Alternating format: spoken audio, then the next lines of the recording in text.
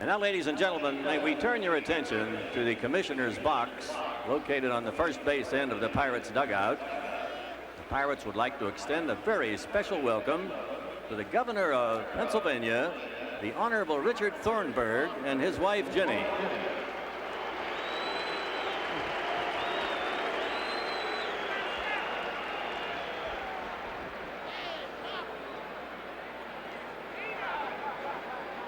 Governor Thornburgh will present the baseball for the ceremonial first pitch to the wife of the late great Pirates manager Denny Murtaugh, Mrs. Katie Murtaugh.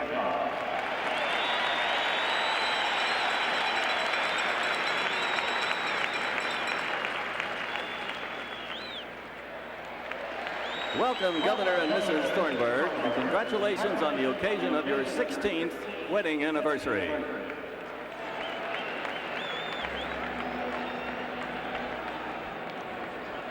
So that's a nice touch. Danny Murtaugh guided the Pirates in 71. As you look at the Pirate lineup tonight, Omar Moreno in center. We mentioned at the top, 1 for 10. Tim Foley, Dave Parker, Bill Robinson back in the cleanup spot, as was the case against Flanagan the other night.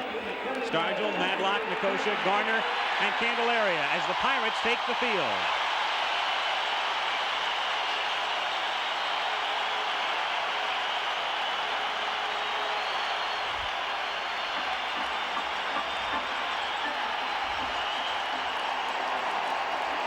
Defensively for the Bucks tonight, Bill Robinson, starter in game 1, is in left. Omar Moreno in center field. Covers a lot of ground, of course, with great speed. National League leader in stolen bases, Dave Parker, and you saw exactly what he could do last night as he threw out Eddie Murray at home plate. It was no contest. Bill Madlock, who when he was with the Giants earlier this season was at second base. As soon as he was traded over to the Bucks, they put him at third, and he's been there since the deal was consummated. Tim Foley, over of course from the Mets in the Frank Taveras deal, cementing the infield. Phil Garner is at second base for the Bucks, and of course at first, Willie Stargell. Getting the start back of the plate again with the left-hander McGregor going. Chuck Tanner goes to his right-hand hitting catcher, Steve Nicosia. And on the mound for Pittsburgh, the man they called the Candy Man, John Candelaria.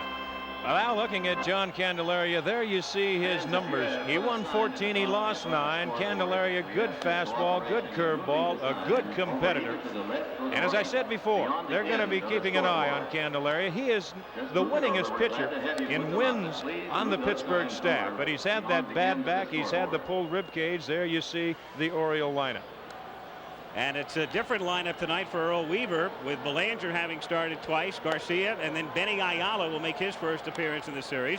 Singleton, Murray, the sensei batting 5th. Gary Renicky getting the start in center field tonight, with Rich Dower getting his first start at second base. We've seen Billy Smith for games 1 and 2. Rick Dempsey back of the plate, and Scott McGregor on the mound.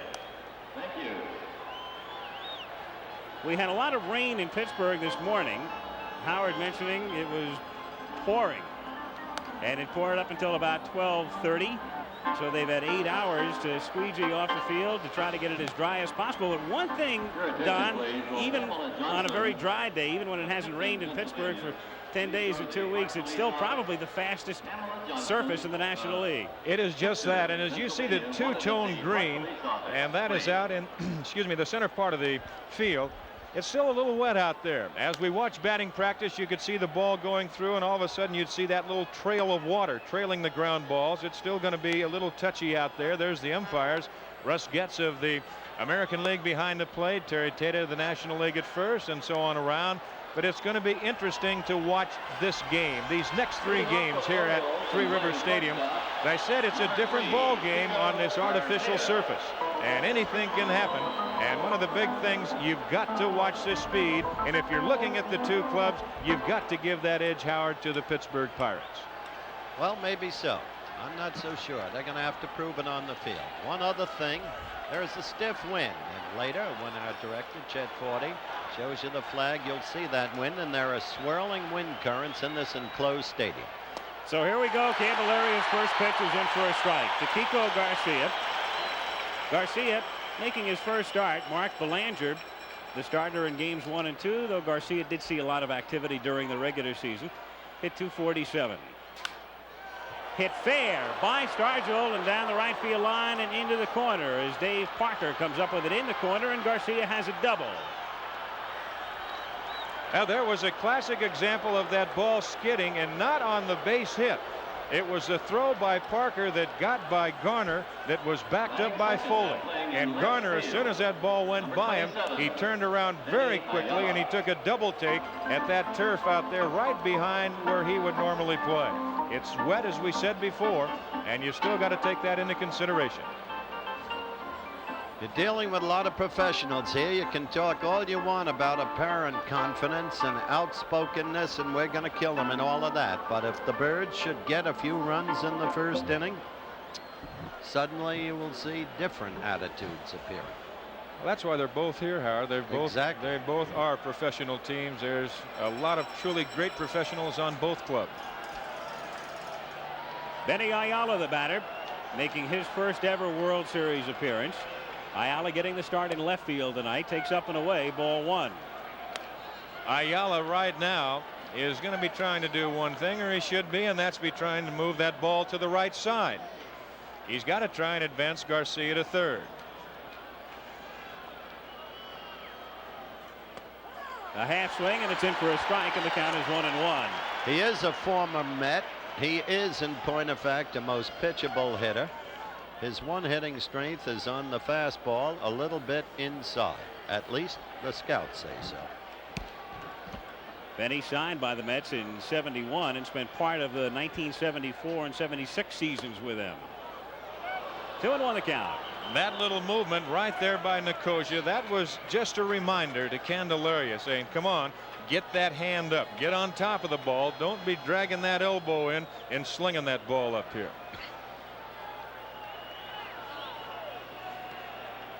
The 2-1 to Ayala is fouled back, and the count is 2-2. Ayala, born and still lives in Puerto Rico. Started the season at Rochester in the International League, the Orioles AAA Farm Club. Hit .355 there in April and was called up at the end of the month. John Candelaria pitched well in the first game of the National League Championship Series, the surprise starter that night against Cincinnati, a game that the Pirates won in extra innings on a home run by Stargell. The 2-2 pitch is hit in the air to shallow center field. Moreno got a late start. It will drop in for a base hit, and Garcia will have to go to third. So the Orioles are runners at first and third. Kiko had to hold up. Moreno was playing Ayala relatively deep and got a very late start. Garcia wanted to go all the way, but he still wasn't sure. You're still not sure of that speed of Moreno. Can he catch up with that ball? Is the little swirling breeze, as Howard mentioned here at Three River Stadium, is it going to hold it up and enable him to catch up with it? So all he can do is advance 90 feet. So Baltimore with runners at first and third and nobody out. The Pirate infield at double play depth, and Ken Singleton, the batter, fouls it away. 0-1. Singleton, a switch hitter. Kenny has been consistent over the years from both sides. However, this year he had far greater success batting left-handed.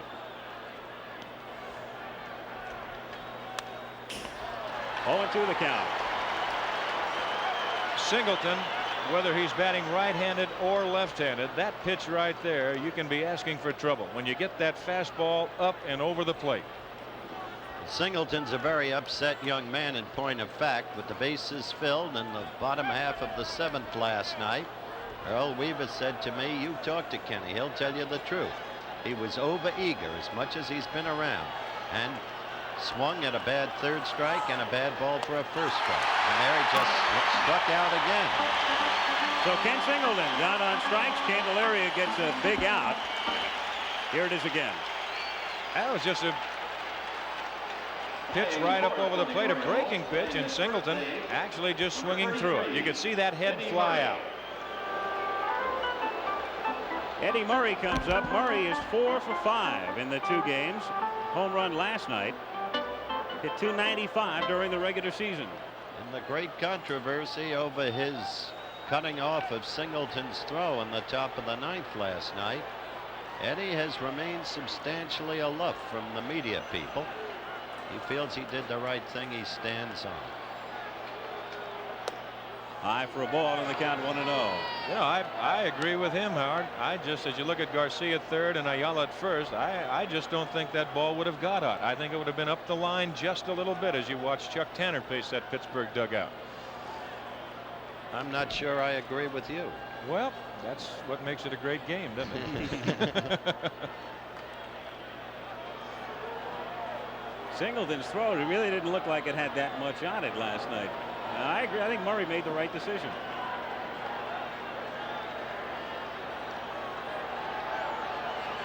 Eddie, like Singleton, a switch hitter. The 1-0 pitch is fouled at the plate and the count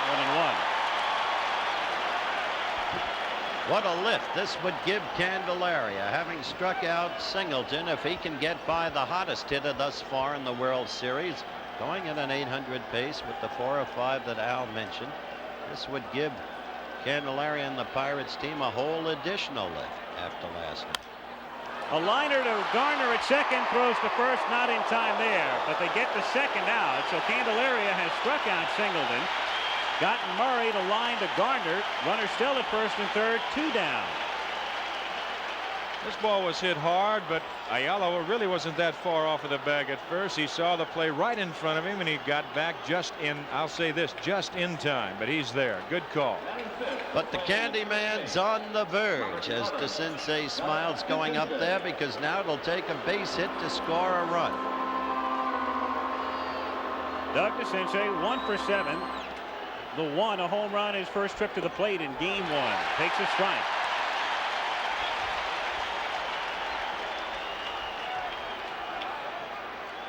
Kiko Garcia, who led off with a double at third. Benny Ayala with a base hit to center at first. 2 down. The strike 1 pitch. Did he check? Yes. And the count 1-1.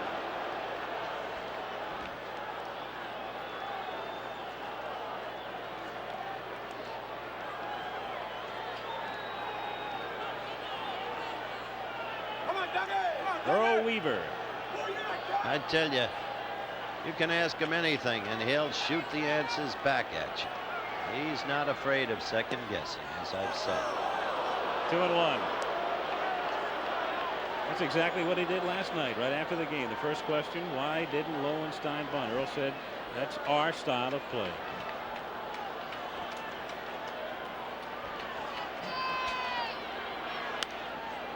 Out of play, and the count is 2-2.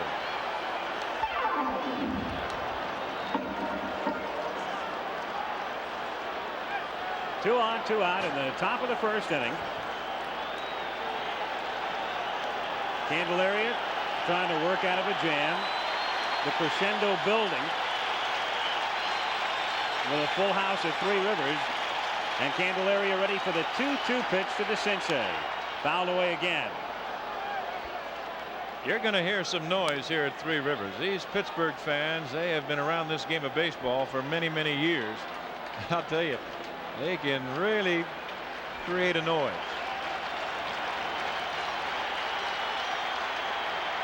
Time called by the home plate umpire, Russ Getz. The morning snow had the local radio stations playing Jingle Bells.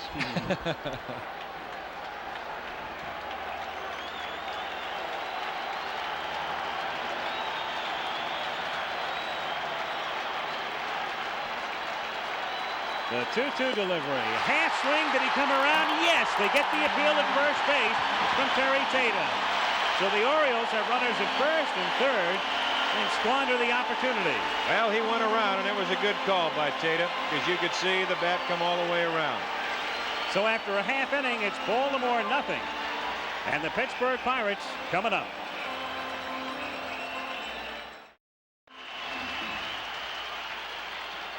Omar Moreno to lead things off. Omar 0 for 5 in game 1 and then 1 for 5 last night. Hit .282 during the regular season. 1-0 the count. McGregor's the type of pitcher, he's a little sneaky fast, and then through the course of the game, he'll put a little on, he'll take a little off. Got a good breaking pitch, and he's got an excellent move to first base. Gives you something and takes it away. That's exactly right. The 1-1 pitch to Marino. Low and outside, ball 2. 2-1 the count. Marino, Foley, and Parker in the bottom of the first inning after the Orioles had wasted a threat in the top of the inning.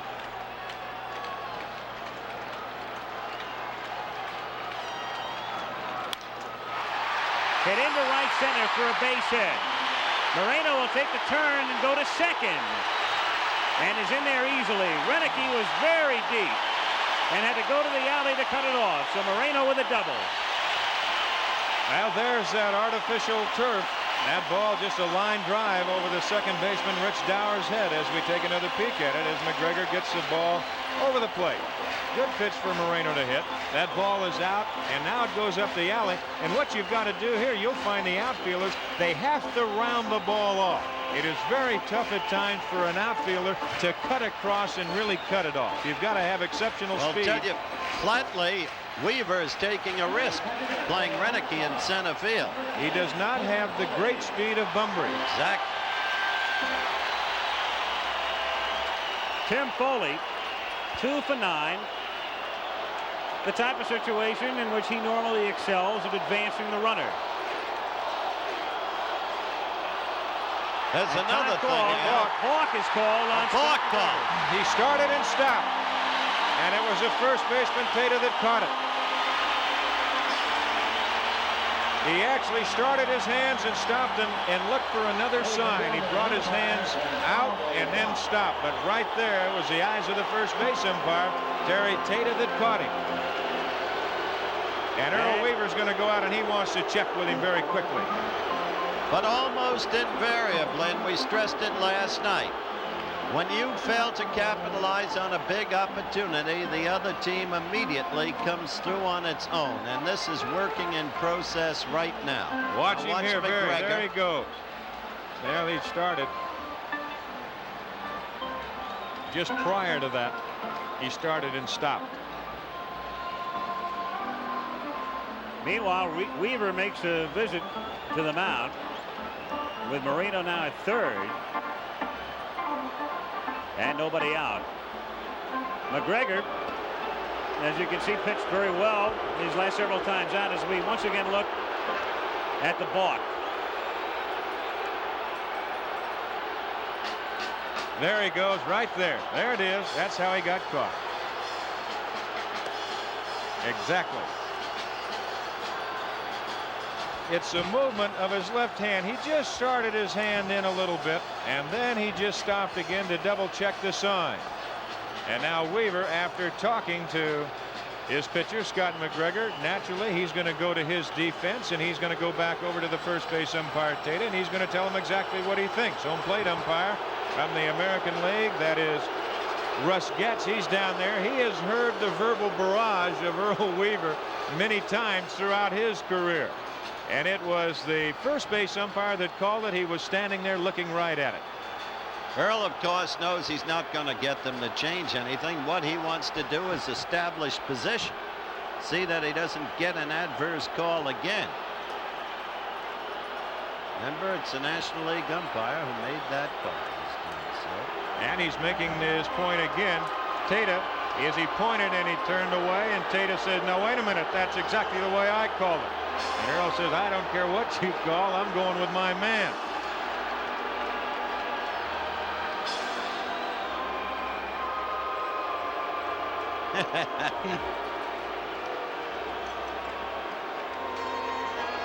As you say, Getz has heard it all before. Oh yeah, he's heard it all again. Now let's take another little quick look at it. There it is, right there. That was it.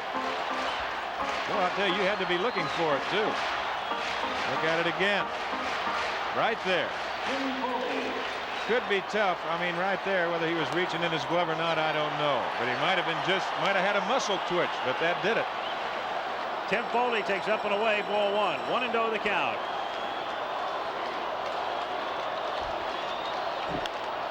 Popped up.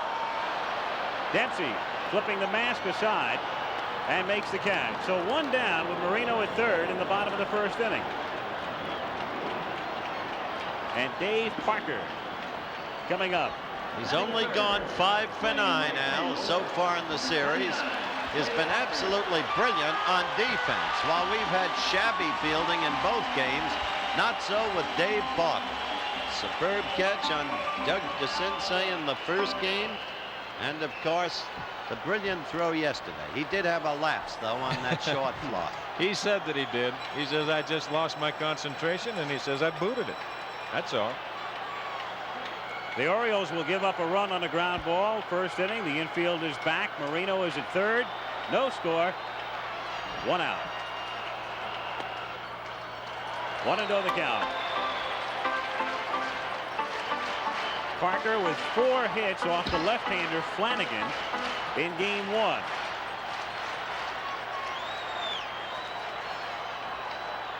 Outfield is deep and straight away. And Parker lines it to center field. Should be deep enough to score a run as Roenicke makes the catch and Marino comes in to score. 1-0 Pirates.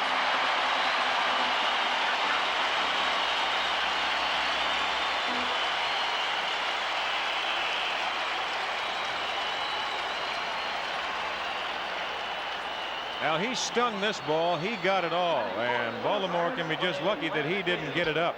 He got it out on the end of the bat a little bit, but he hit that ball hard to Roenicke. So the Pirates with 2 down, bases empty, and Bill Robinson the batter. Robinson a starter Wednesday in the first game against Flanagan. Takes a strike. Point is, the Bucks capitalized, the Birds didn't. Exactly. 1-0 Pittsburgh in the bottom of the first inning. Bounce foul, and the count is 0-2 on Robinson. Bill, despite being platoon this season, 24 home runs, 75 runs batted in. So Robinson is gone, and so are the Pirates in the bottom of the first, but they pick up a run, a hit. And at the end of 1, it's Pittsburgh 1, Baltimore nothing.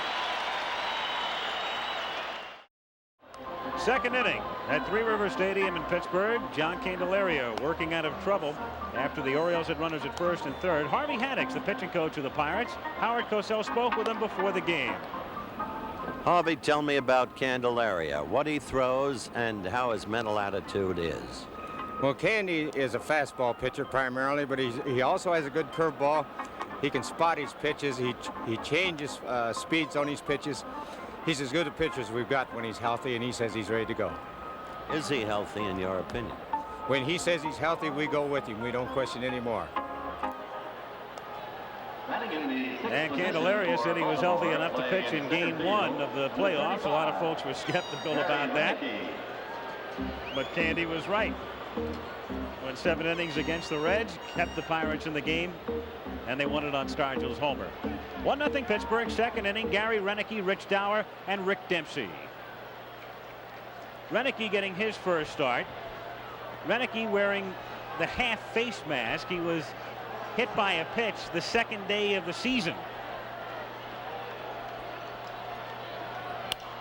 Hits it to left field, into the corner, hooking and going foul.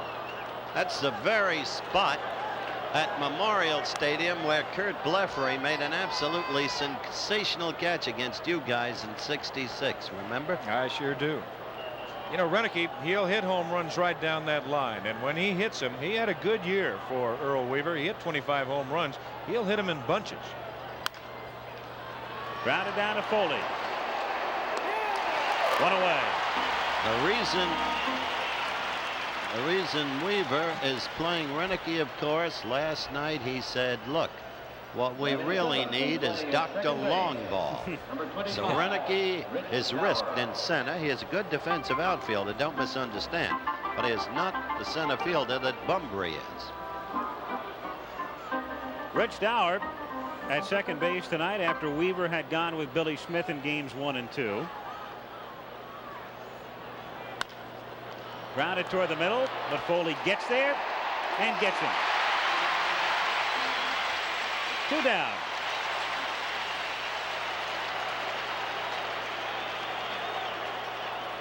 So Candelaria, after giving up the double to Garcia, the single by Ayala, has retired 5 in a row, and Dempsey is the batter.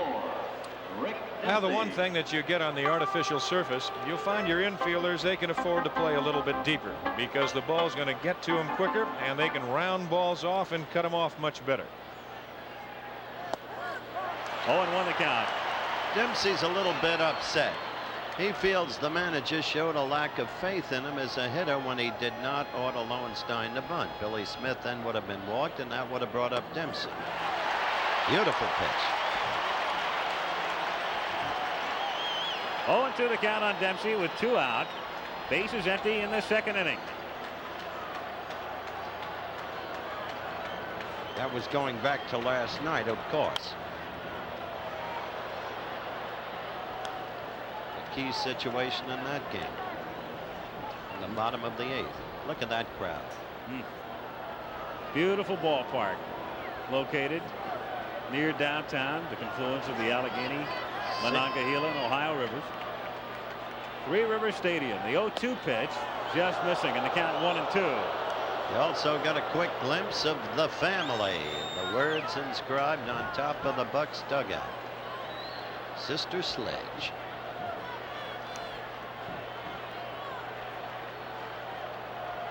The 1-2 pitch.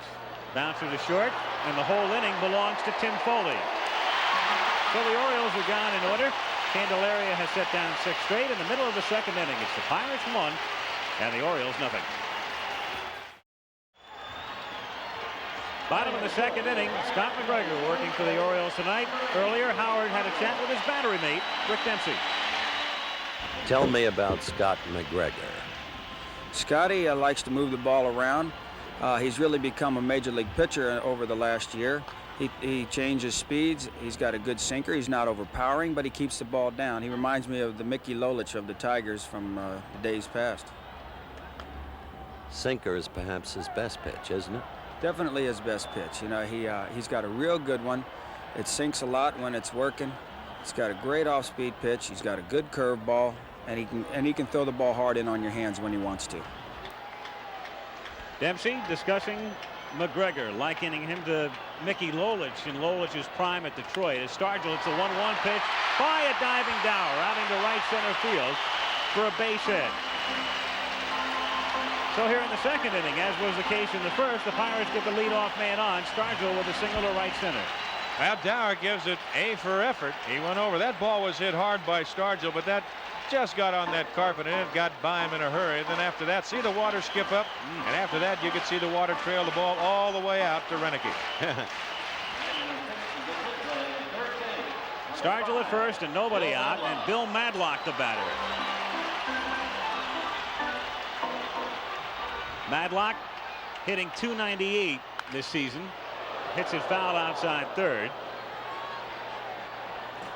He hit .298 combined with the Giants and the Pirates, but of course the big story was what Madlock did for the Bucks after coming over in the deal. You see those stats? They were 37 and 34 before Matlock. I cited them last night. And 61 and 30 after Matlock. Oh, and you think of the youth of Bill Madlock and the kind of player he is and his past history of twice winning the National League batting championship. Boy, that has got to be just what the doctor ordered when you can pick somebody up like that. The strike one pitch to him is swung on and missed. Really tells you something about the Pirate lineup too when you've got a 2-time National League batting champion hitting 6th.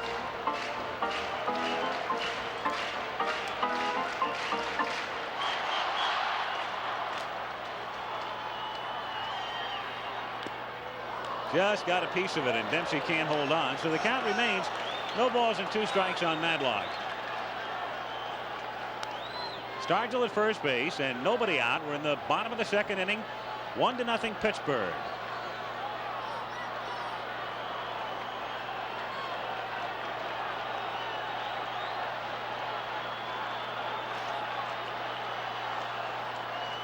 The strike 2 pitch is inside.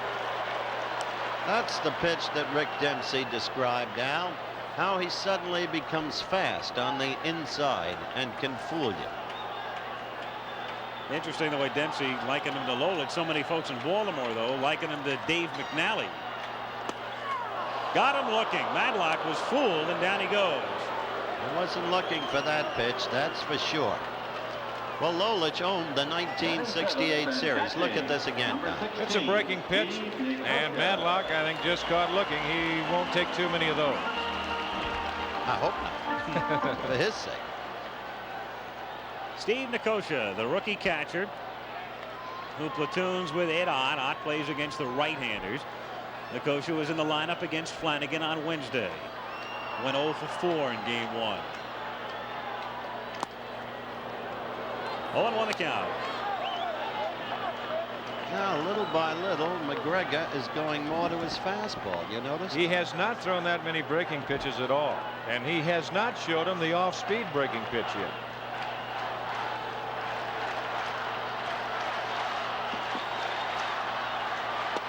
Another strike, and the count quickly 0-2. Of course, a lot of that goes, all it is a pitching pattern. We saw Jim Palmer last night do it just perfectly. He went to the hard stuff at the start of the game, the middle of the game. He went to the off-speed stuff. He Stargell at first with Eddie Murray.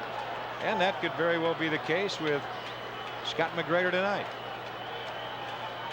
0-2 pitch is fouled back. I thought it was interesting that Palmer said after the game that he thought initially that he might be able to get the Bucks out with his hard stuff. And he said, I think I might have learned a lesson. They're not going to see as many fastballs the next time around. That's exactly what he did say, and he is exactly right. McGregor describes himself as a pitcher with on-the-spot adjustment. And he seems to be doing that right here. Bounce toward the hole and through by a diving Garcia for a base hit. Stargell pulls in at second, so the Pirates are runners at first and second with 1 out in the second inning. They have the look of a hot club, the Bucks. They really do. And that was a big game last night for him. As you look, a great effort again by the shortstop Kiko Garcia, but just out of his reach. You see the water squirting up. Well, that was a seeing eye grounder, and on natural turf would probably have been a double play ball. Very true, very true. But as I said at the top of the show, Pittsburgh feels very fortunate that they come out of there with a split. And Baltimore, I'm not too happy that they think they should have been here 2-0. Gardner swings and misses. 0-1. Don't overlook this guy for the whole sweep of the series. He's 4 out of 6 already. Started out as a goat with a first inning error in the first game that set up the 5-run inning for the Birds. Since then, he's been what he's been all year, Mr. Michaels. Outstanding. Bert Blyleven, the man who held together yesterday, Don. He pitched a good ball game yesterday. He kept the Pirates right there with him. Of course, he came out in the tie ball game, but he pitched well. No balls and 2 strikes the count with Stargell at second and Nicosia at first. 1 out, bottom of the second inning, 1-0 Pittsburgh. Garner, as Howard said, the error in the first inning of game 1 that led to the 5-run uprising. And then before the night was done, he picked up 3 hits. Coming up, of course, game 4 tomorrow at 12:30 Eastern, game 5 Sunday at 4 o'clock. Fouled away again, 0-2. Garner right on that breaking pitch. He just did miss it. Just waiting to see exactly when McGregor might change his pattern just a little bit and go to that off-speed curveball, because he's got a good one. He's got a variety of pitches, as we said before, and he just mixes up his speeds. 0-2 the count.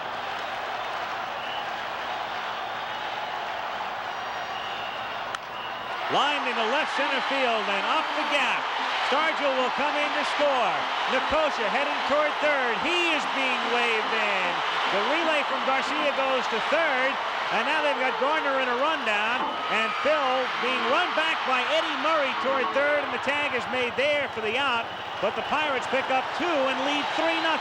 But even in the rundown, those of you who watched closely saw Garner holding up, looking toward home plate, making sure that Nicosia had scored. And this club is alive. Garner, the kind of player you saw him in his 19-game hitting streak, that graphic just a few seconds ago. one of the hottest players in the big leagues. There's Gary Renicky playing the carom, and now the high throw to the relay man Garcia. He's got the play in front of him. He goes to DeCinces. DeCinces runs Garner back to Eddie Murray, who very alertly is trailing the runner to second base. He flips back to Dower, who makes the tag. Now we have action beginning in the Birds bullpen. And let me tell you, if McGregor can't do it for them, you're looking at Stewart. If McGregor can't do it for him, this has to be a terrific blow to the Birds. Just terrific. You saw the Orioles appeal at second base, contending that Nicosia missed the bag on the way to third. Denied as Candelaria loops it into left field for a base hit. Ayala over toward the line to cut it off. So 4 hits in the inning and 5 in an inning and 2/3 off McGregor. This is not the Scott McGregor who against teams that finished over 500 was 10-2. Not the McGregor you saw last Saturday. No, he's not, and I'm really amazed, Howard, that he is staying so much with his fastball.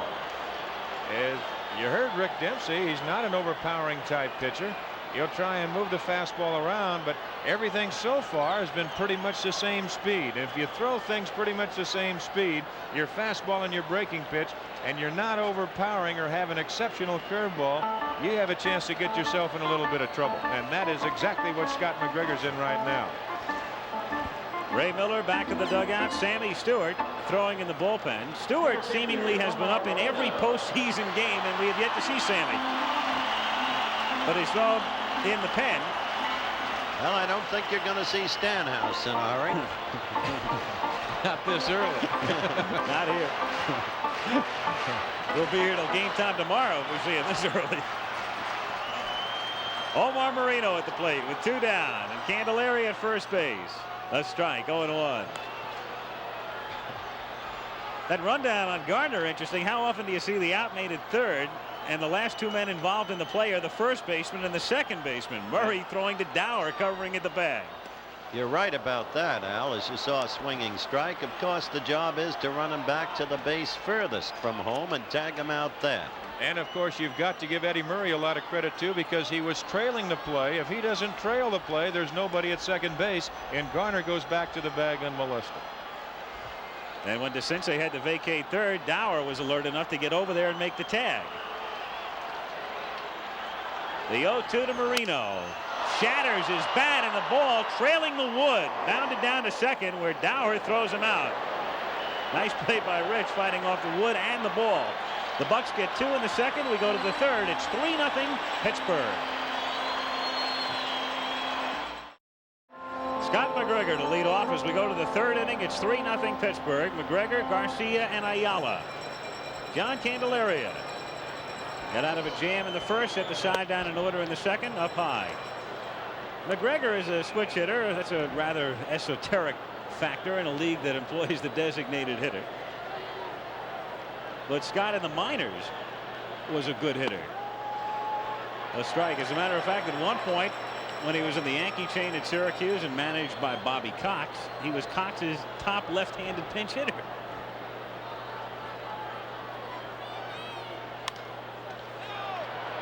Fouled off to the right and back out of play, and the count 1 ball and 2 strikes.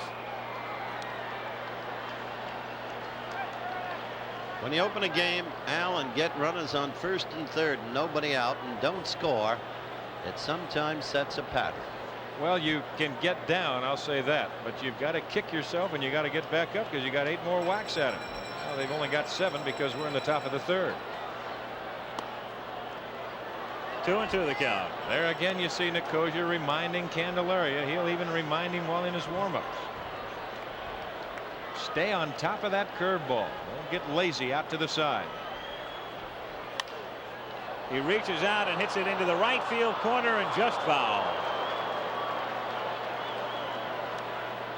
So the count stays 2 balls and 2 strikes on McGregor. Harvey Haddix talked about the Candyman's fastball. I haven't seen him use it that much tonight. Have you? He's not throwing really that hard. He's only thrown 1 pitch over 90 miles per hour tonight. Popped up. Stargell coming over toward the dugout, has a play and makes the catch. So 1 down, 7 straight set down by Candelaria. As you look at Jim Palmer, last night's starting pitcher, and the Birds probably coming back with Jim. You would figure maybe in game 6, if there is game 6. I don't know, but he's got to have a career in Hollywood. Just get rid of the bubble gum and pose. 1 down, Kiko Garcia doubled into the right field corner in the first inning. Kiko, who will be 26 on Sunday, takes up and away. Ball 1. 1-0 the count. Pittsburgh 3, Baltimore nothing, with 1 out, bases empty in the top of the 3rd. 2-0 the count. There again, you could see that arm come under, and Nicosia is going to go out, I believe, and just tell him again instead of reminding him visually. There's the scoring summary that we have so far in the ball game. The balk, a controversial call. There's the hero last night, Manny Sanguin.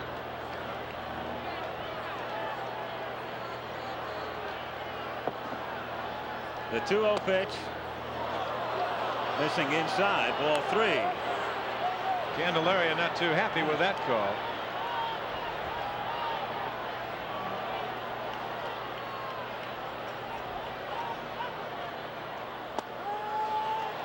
Three and 1. And Baltimore just has to get some base runners. They've got to try and peck away. They're not really the type of club that can really play hardball with you. 3-2 the count.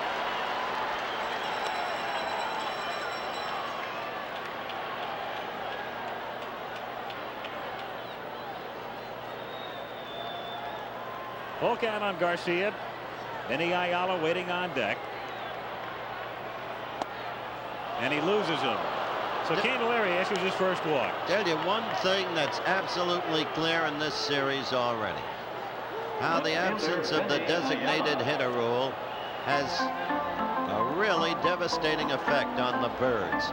This is a game where you could be sure a fellow named Lee May would be in there. We were talking about that prior to the series, Howard. If you recall, we were talking about it last night after the game back at the hotel. And it's a question, where is Earl Weaver going to play him?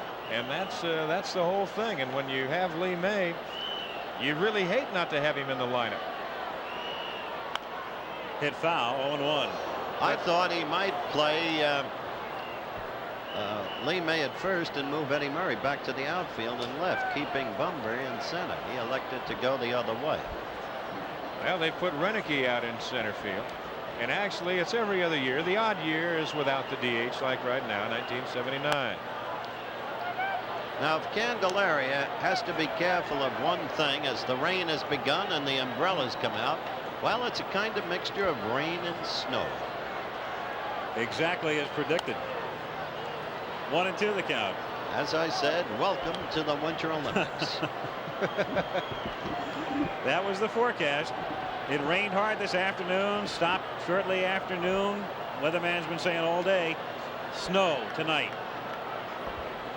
Well, as we were flying in here this morning, we flew through some snowstorm. Good luck, J88. Lynn Swan just popped his head in. This is a city of champions, and they're very proud of it. That's one of the good things that can come from sport. It can uplift an entire city, give them a sense of pride. Certainly true of Baltimore, too. Candelaria really upset over that call, thought he had him, so the count is full. Well, we talked last night. Here's where you have to, when you're a pitcher and you're also a hitter, you've got to establish a strike zone with an umpire. And of course, both men, they are not familiar with either one, and that is Candelaria to Russ Getz, and Russ Getz with Candelaria. Well, let me tell you, the one thing the Candyman has to be careful of based on his record is the home run ball. That happens to a lot of pitchers with good control. Hit in the air to deep left See center what I field, mean? exactly as you just said. See It's what I gone. This has been the history of so many good control pitchers, and Candelaria is one of them. Like Catfish Hunter. Ferguson, Jenkins. They gave up a lot of home runs. Well, he got the pitch up over the plate, and Ayala got it all. And of course, the breeze right now, what we have is blowing to left field. Moreno takes it all the way to the wall, and then, well, I've seen outfielders do that many times. Stand there and say, oh no. It's 3-2 Pittsburgh as Singleton takes a strike. So Candelaria very upset, thought he had Ayala struck out on a 2-2 pitch. And then Benny hits the 3-2 pitch out. Hit up the middle, base hit for Singleton.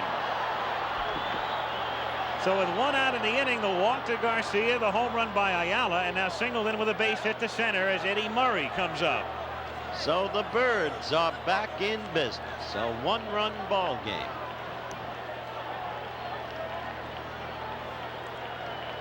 First baseman Eddie Murray. Eddie Murray 0 for 1, lined out in the first inning.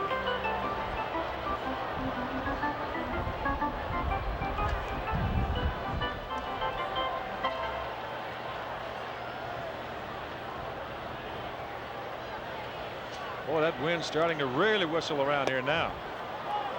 1-0. Wind will swirl in this ballpark. It's interesting right now. We can feel it here and down on the field. You can see a couple of papers blowing around, but the flag is totally limp because it's elevated and protected by the stands. 1-1 the count. You can see the banners flapping in the breeze. There's an opening there in the mezzanine area, and the wind comes in, and there's the flag, which is protected by the upper deck. Don't let that deceive you. Look at that mixture of rain and snow, Al. We'll recite again, as we did last night, the rain out rule in a moment. Well, let's do it right now after that foul.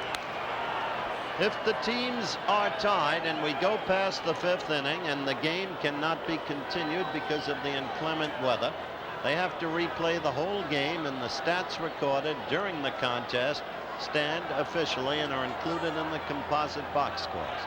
Of course, if the game is called before we've gone 4.5 innings, this Pittsburgh leading at the moment, being the home team, then forget it. It's automatically no game. This weather right here, the way we've had in the last few days, we're liable to be here till the spring thaw. And if we have a delay tonight, we could wait a while because of the artificial surface. That's right. They can wait much longer here. 1-2 pitch is inside. 2-2 the count. You can see it's clear and warm in Dallas. That pitch he fired, by the way. Yes, he did. He threw that pitch very well. Jackson knows when to get out of town. Candelaria is not the most happy man in Pittsburgh right now. He's a little hot. Outside, and that's already the 53rd pitch thrown by Candelaria in 2 1/3 innings. Yeah, you're liable to see that bell start ringing pretty soon, depending on what he does right here with Murray. 3-2 with 1 out. Chuck Tanner in the Pirate dugout, and we'll keep our eye on Singleton at first, who doesn't go as Murray fouls it away.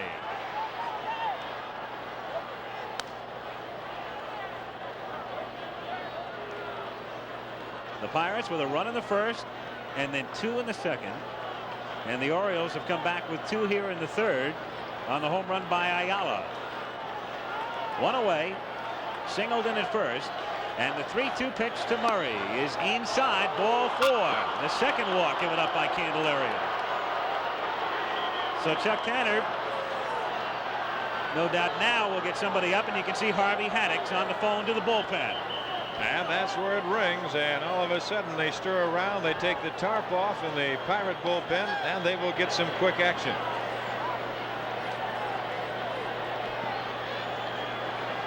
So the Orioles with runners at first and second and 1 out.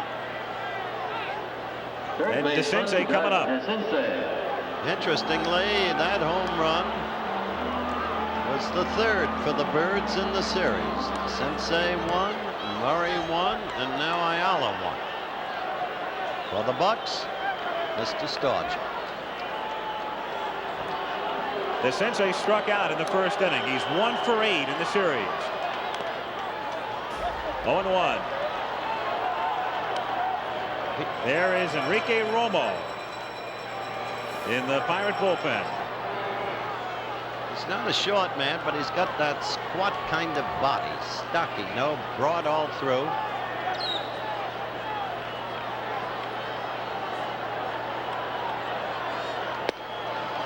Oh, and 2 the count.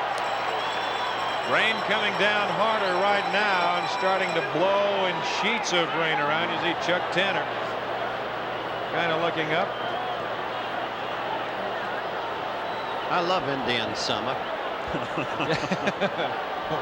Somewhere it's Indian summer, but not here.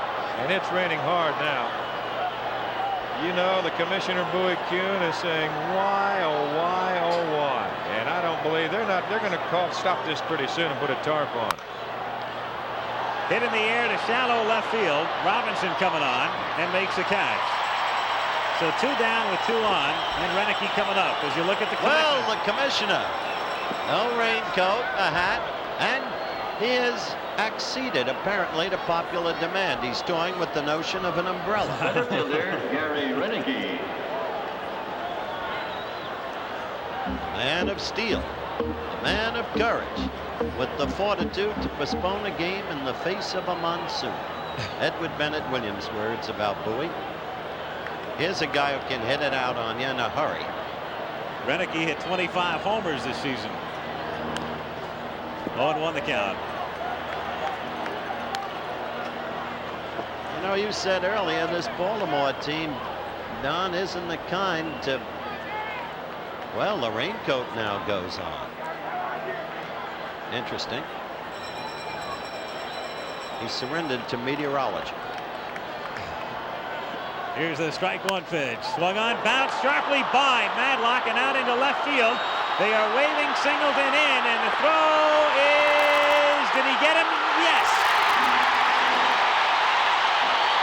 Steve Nicosia came out to take the throw from Robinson, and the inning is over. I tell you, Singleton made that play possible by Robinson. Deserves all the credit in the world. Watch Kenny here. Kind of slowed up just before getting to third. He was, hey, interesting, isn't it, to look at it? But the umpire was right on that play. The point I was going to make was I didn't think Kenny was getting good footing. No, he wasn't. He did not run well at all. As a matter of fact, Robinson had the ball when he was before he even got to third base. That ball got out to Robinson in a hurry, and you know any kind of throw at all, he's going to be a dead duck. In the inning, the Orioles get a couple on the homer by Ayala. In the middle of the third, Pittsburgh 3 and Baltimore 2. And we're ready for action to resume. And I must say, the field in surprisingly good shape. Al? Ground crew did a great job as Foley leads off in the bottom of the third inning and looks at his strike. Foley, Parker, and Robinson. The Pirates got a run in the first and 2 in the second. The Orioles 2 in the top of the third. Popped in the air, shallow center field. And he's gone. You saw him splash just a little bit, didn't you, Don? Well, you're going to see water out there, Howard. That dark green square out there in the middle of the field, that seems to be part of the turf here that holds more water than anything. And that's where we've noticed a lot of the water, as you see it right there on your screen. That's where we've seen the tail, the rooster tail, come up behind the balls going out there. By the way, you saw the back of the center fielder, Renicky. It was not an optical illusion. He has started tonight in center. Ayala in left. The Ayala move has already paid off with the 2-run homer. Bunbury has been benched against the left-hander. Dave Parker looks at a strike. 0-1 the count. The Cobra. Hit a sacrifice fly in the first inning to drive in Marino with the Bucks' first run. The strike 1 pitch to him is popped foul back out of play, and the count is 0-2. Weaver's a hero in a hurry when an Ayala hits a 2-run homer for you. There are no second guesses then, right, Don? No, not really, not at all. I said before that Earl's a percentage manager. He's a hunch manager. He proved that last night. He says, my game's a simple game. It's not like that X's and O's stuff in football. He should know how simple football is. The 0-2 pitch to Parker backs him off. 1-2 the count. The rain delay was 1 hour 7 minutes.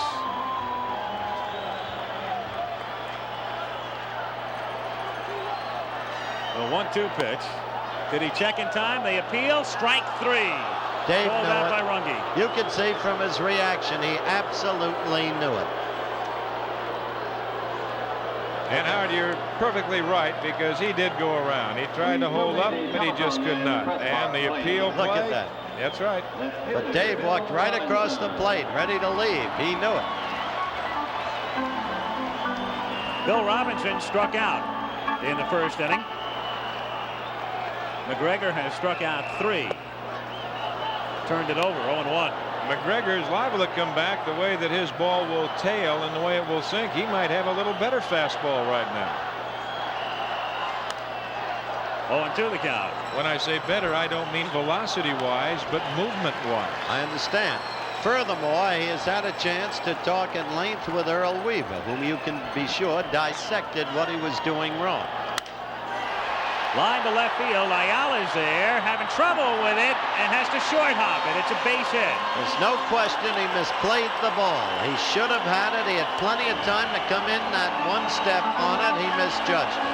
Well, Earl Weaver looking out there, and he said, well, now what are you going to do? I know he's not my best outfielder, but this is what you call circling a ball.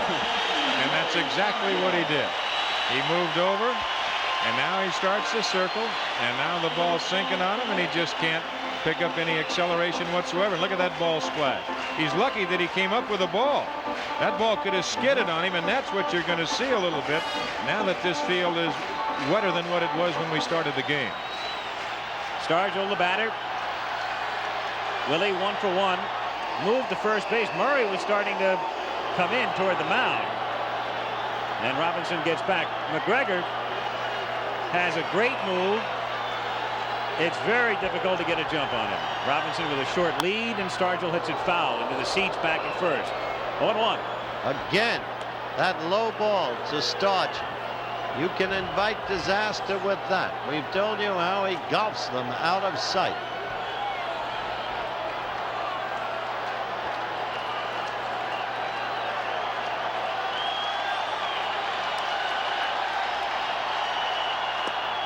Another strike. 0-2.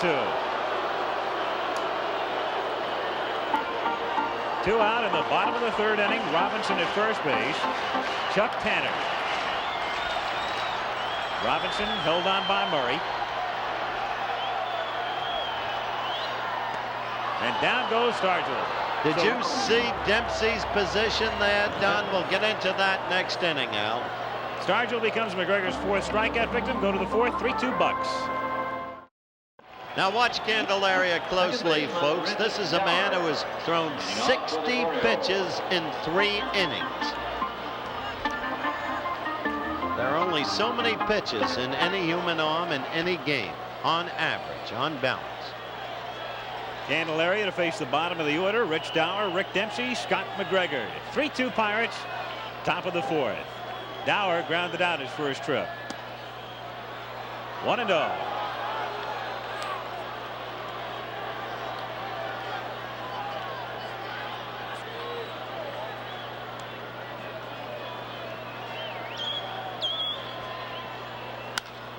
Hit into left center field. That's a base hit and maybe more. Moreno over to try to cut it off and can't. Robinson plays it on the track, and Dower moves in at second with a double. Well, that's what I talked about. Watch that ball scoot on that wet turf. Now that ball, if that turf is dry, that ball might bounce up a little bit, and Moreno's able to get a glove on it and hold it to a long single.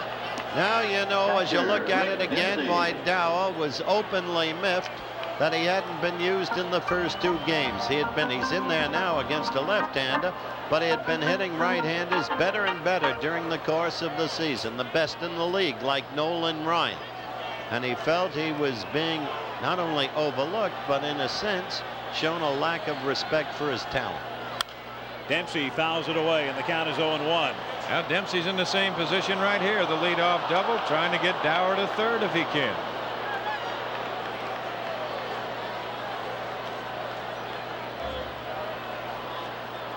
That last pitch was 89 miles per hour, which is reasonably good speed. He's only thrown one pitch over 90 miles per hour. That was a beauty, that curve. Brought it from the outside in. No balls and 2 strikes, the count on Dempsey. The pitcher, McGregor, next. Dower at second. Got Rick in the hole.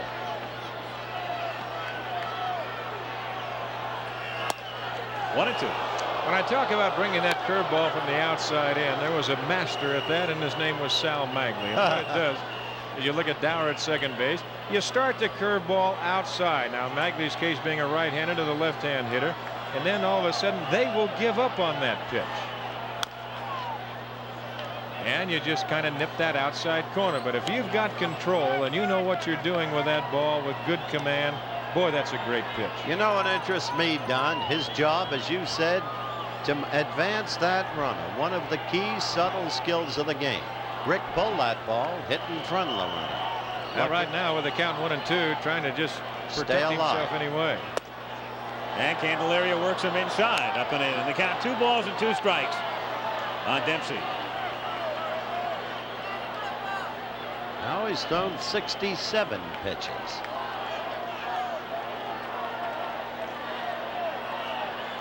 The 2-2.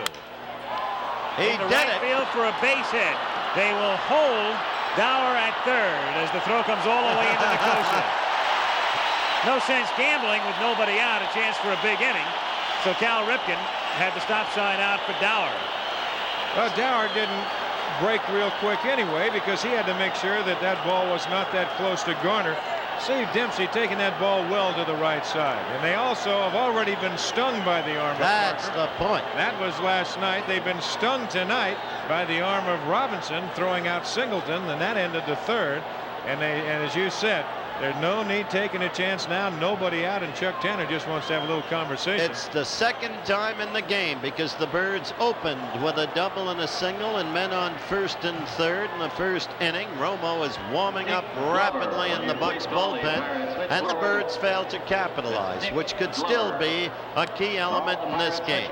Now in the same situation, they know they must capitalize, but they've got the pitcher up. Going to be interesting to see how Earl Weaver will play this. You've got runners at first and third. You've got Madlock in at third inside the bag. Stargell holding the runner at first. Will they let him hit away, or maybe they might sacrifice? Scott McGregor takes inside, ball 1. And right there, he was going to be hitting away all the time. Sacrificing, you just give up and out, but you put 2 men in scoring position.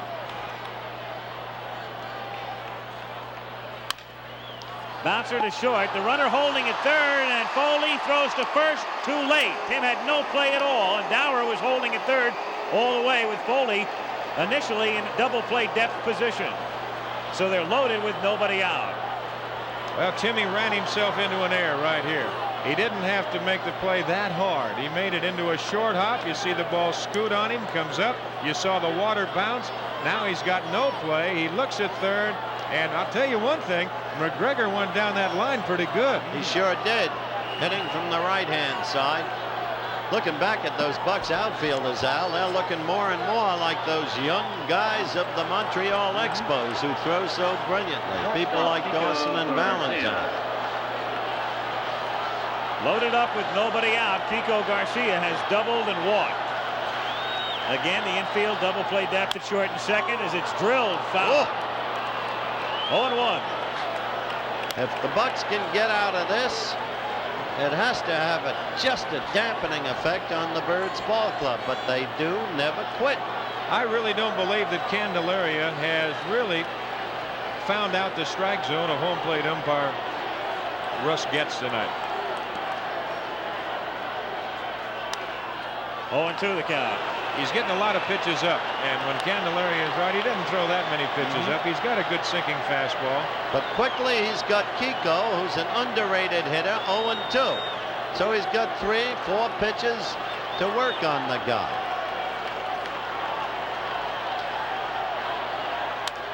Fouled away again. You can see by the glove movement of Nicosia, there's a man sitting back like he's ahead 18-2. Earl Weaver. Not really. He's thinking of last night. That's you what can he's see thinking of. Nicosia keeps having that glove saying, get it down, get it down, get it down. And all he's trying to do is remind Candelaria to remember to try and keep the ball down.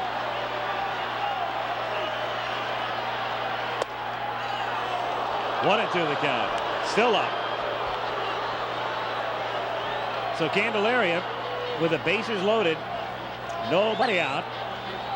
The Pirates on top 3-2. In 3 innings, Candelaria has thrown 74 pitches.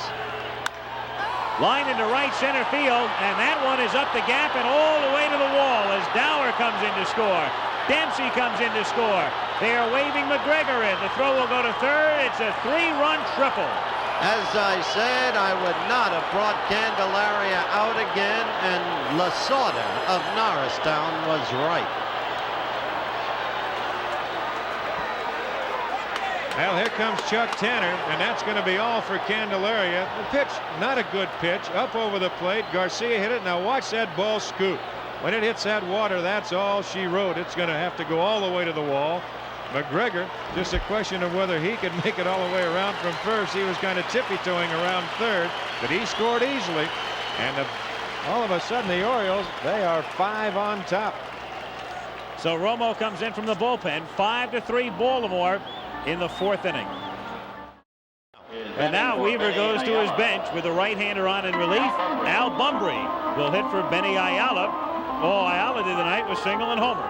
But he's doing it for 2 reasons. First, the uncertain condition of the field, and he wants maximum defensive effort in there. So he wants Bumbry back in there. That's right. And the second reason, a right-hander against a left-hander. That's it. Pure percentage.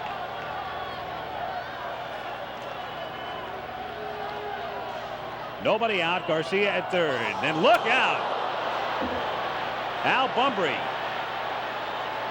hit by the first pitch from Enrique Romo. That hurt. You can say on a damp night like this how it must sting. Well, he wants to work him inside. You see where Nicosia is. He hits him right in the numbers.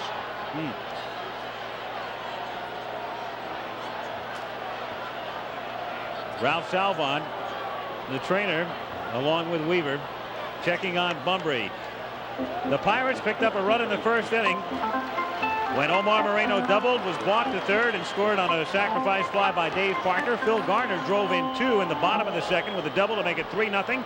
But Benny Ayala hit a 2-run homer in the top of the 3rd to make it 3-2. Then we had a 1-hour, 7-minute rain delay. The Pirates did not score after the resumption of play in the bottom of the 3rd, and here in the top of the 4th inning, the bases loaded and nobody out, and Kiko Garcia triples to right center. Al Bumbry has just been hit by a pitch, and the batter is Ken Singleton with nobody out. Singleton, a man who wants desperately to come through. He had that unfortunate strikeout by his own admission, going after bad pitches in the bottom of the 7th yesterday. Tonight he was thrown out at home, was not running well at all. On a single to left field, Bill Robinson threw him out. Ground ball by Garner and out into center field. That scores Garcia. Bumbry is on his way to third. He's in there, and it's 6-3. So Ken Singleton, after striking out with 2 on and nobody out in the 1st, picks up a base hit in the 3rd, and now a run-scoring single here in the 4th.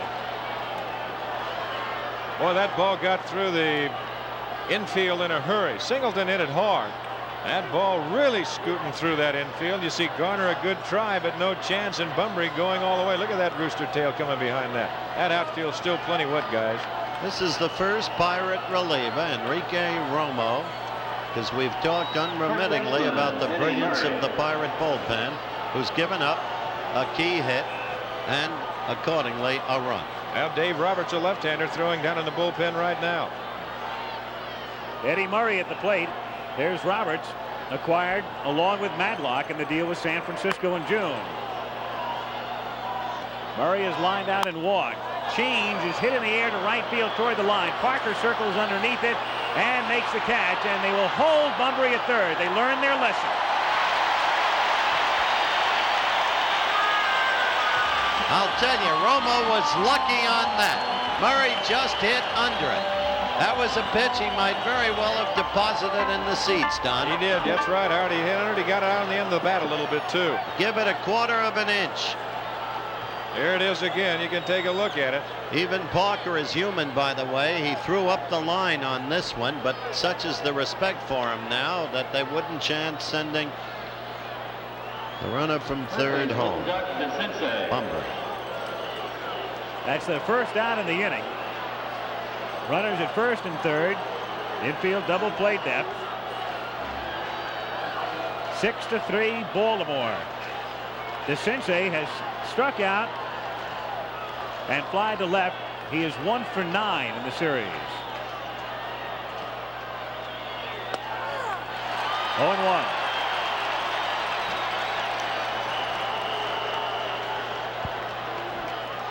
Bunbury at third. Singleton at first.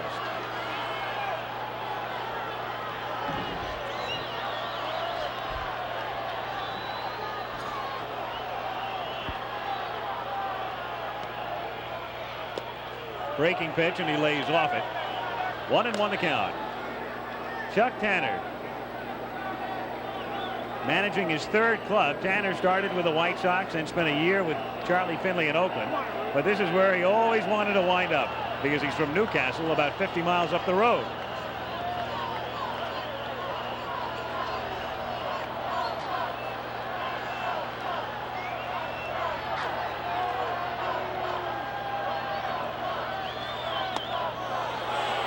Two and one. Sensei following that pitch, tempted, holding back. Wants desperately to get that 6th Baltimore run in. Just as desperately, the Bucks want the 7th Baltimore run in. Correction. And just as desperately, Tanner wants it kept away. Grounded to short to Garner, 1, and then by Stargell. And the Orioles get another and lead it 7-3. Well, I'll guarantee you there's a case of a wet ball toss right there. No question.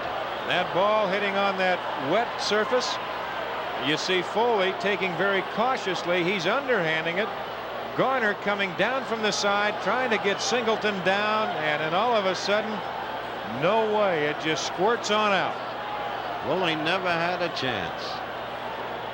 Center fielder, Gary Renicky. 7-3 Orioles with 2 down now, and Gary Renicky the batter, as the Orioles have hit around in the inning. Renicky the 9th man to come up. He's 1 for 2 tonight. Inside. Excuse me, Al. Renicky will move to left. Bunbury will go to center, and Weaver will now, with his present lead of 4 runs, have his best defensive outfield in there, Don. That's exactly right. He'll just pray for a little leather. Guarantee you, Earl Weaver would like to see every ball hit in the air from here on out, because anything can happen with that ball hit on that wet carpet. You bet. It was slick well before game time tonight. 2-0 the count. Renicky wearing that mask as a result of getting hit the 2nd day of the season by Larry LeGros, who was then with the White Sox. But Gary came back. He is prone to getting hit by a lot of pitches, and he has certainly not shied off any since he was hit in the cheek. See the way he crowds the plate.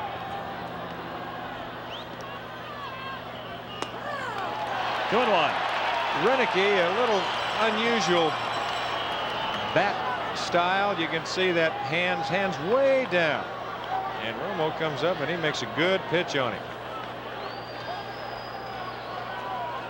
And there's a case where Renicky had the count in his favor, 2 balls and no strikes. He's looking for a pitch in his location. If it's not, he's going to take it. 2-2. Renicky this season hit by pitches 12 times. Essentially the runner at first with 2 down. Only Chet Lemon of the White Sox was hit by pitches more than Renicky. Lemon got one 13 times.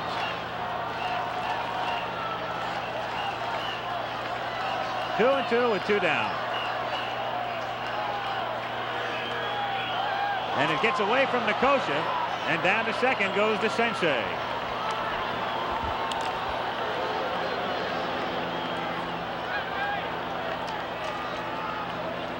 Only one run in this inning charged to Romo. Candelaria giving up 6 runs and 8 hits in 3+ innings. That scored as a wild pitch to move the Sensei along, and the count is now 3-2. Rich Dower is on deck. He's the man who got things started off Candelaria with a double.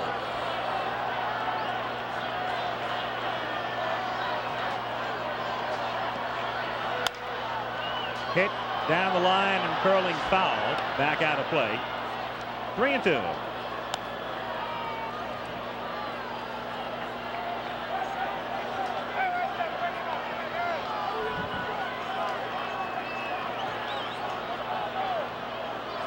Every seat, of course, sold in Pittsburgh, and as we look around, not too many decided to go home. But some did. It's only fair to point it out. Up in the upper left field deck. Down goes Renicky. So the inning is over, but the Orioles sent 9 men to the plate, come up with 5 here in the 4th, and in the middle of the 4th, it is 7-3 Baltimore. This is not the old drivel. Stick with us. This is still a ball game. Because the latter statement is the absolute truth. The Bucks have proved it throughout the entire year. No team in the National League has had equivalent comeback capacity. Hit to right. Singleton is there. 1 down. This telecast presented by authority of Major League Baseball and is intended solely for the private non-commercial use of our audience. Any publication, reproduction, retransmission, or other use of the pictures, descriptions, and accounts of this game without the express written consent of Major League Baseball is prohibited. Nicosia singled in the 2nd inning and came in to score on Garner's double. I must say, McGregor has looked like a different pitcher since the rain delay, Don. He really has, Howard. We pointed that out last inning. He's throwing well. Hit deep to right field, but Singleton has room. Kenny back near the edge of the track. 2 down. You have to wonder what Weaver told him during that rain delay. Well, he might have had a chance just to collect his own thoughts, too. Scott's been around. He's a fine young pitcher. Here's Phil Garner coming up, who's had a spotty series. He's hitting 5 out of 7, had a 2-run double. Yet he has made 2 critical errors. One in the inning that we just went through, and the Birds' turn at bat, and of course, crap iron Garner. It's a good sign. And of course, that key error in the 1st inning of the 1st game. Low for a ball. 1-0 the count.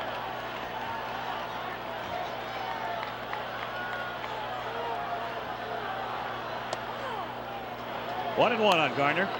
It's too bad to see the World Series played under such difficult weather conditions, but it must be. There are those in print. Grounded down to Garcia at short. And that's that. So McGregor sailing along after the delay. And we'll go to the 5th inning in game 3 with Baltimore out in front, 7-3. Through 4 in Pittsburgh, 7 runs, 9 hits, and no errors for the Orioles. 3 runs, 6 hits, and 1 error for the Pirates. Enrique Romo on in relief of John Candelaria. The series even at a game apiece, and we go to the 5th inning with more play-by-play, Don Drysdale. All right, Al, it'll be Rich Dower, Rick Dempsey, and Scott McGregor, the bottom 3 in the Baltimore lineup. Dower 1 for 2. He led off the 4th inning and started everything with a double up the alley left center field. Seems to me there's a subtle difference in this Birds ball club when Dower is in there. They're a better ball club. And the breaking pitch for a strike. 0-1 the count. He has matured steadily, consistently as a ball player, Don. We discussed it last night during his absence from the game until he got in and then got a base hit in the late innings. Well, he had a fine year. He played well. He's a steady ball player. 1 ball, 1 strike the count. He had 9 home runs, 61 RBIs.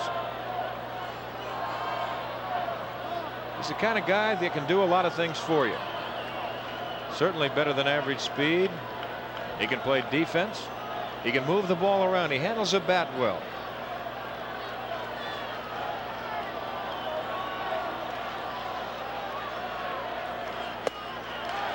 1-2 the count to Dower. Romo on in relief of Candelaria, who after the hour and 7-minute rain delay went out in the 4th inning and retired no one. 7-3 Baltimore. We're in the top of the 5th.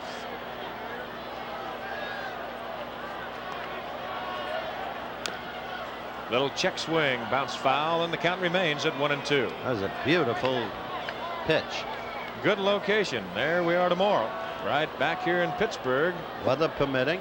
No question about the football game. Keith Jackson basking himself at the State Fair tonight. Doesn't care about his buddies. Fortunately, we've got Al Michaels. The 1-2 pitch by Romo. Got him. Good looking pitch. Well, last night a controversial game to say the least in the 8th inning.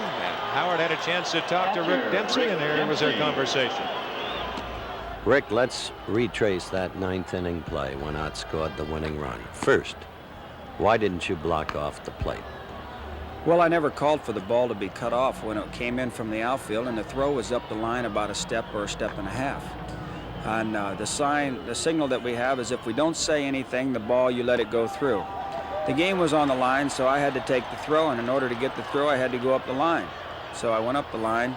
Eddie cut the ball, and in order to give myself some more time while he was throwing the ball to home plate, I retreated to give us a little more space to work with, and by that time, Ott had already slid by home plate. Hit down the line, hooking in the corner, foul. So in essence, Howard, that will go, and that will be on the side of Eddie Murray if that ball was up the line. No. He said that I didn't call for the ball to be cut off. That interview continues. We don't have the time to play it fully. And later, if our producer Chuck Howard has the opportunity, you'll hear from Kenny Singleton. Then I will give you Eddie Murray's version. I see. But as I said at the very top of the telecast, Singleton and Dempsey stand four square that Eddie shouldn't have cut it off. Oh, in other words, he thought he could have got the ball even up the line and made the tag. Well, 1 ball, 2 strikes the count. That's interesting.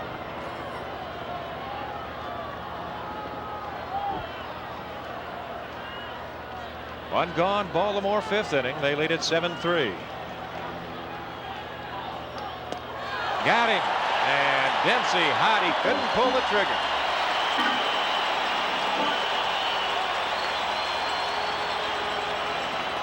Look at this. You want to go, and you can't. He has been outwitting Dempsey, and Rick openly admitted it to me yesterday ever since the series began. He said he was throwing me just what I love. High, fast stuff. In the first game, I kept looking for that Scroogie, and there I stood like a dummy. Well, here's Scott McGregor. He'll turn around, and he'll hit it from the left side.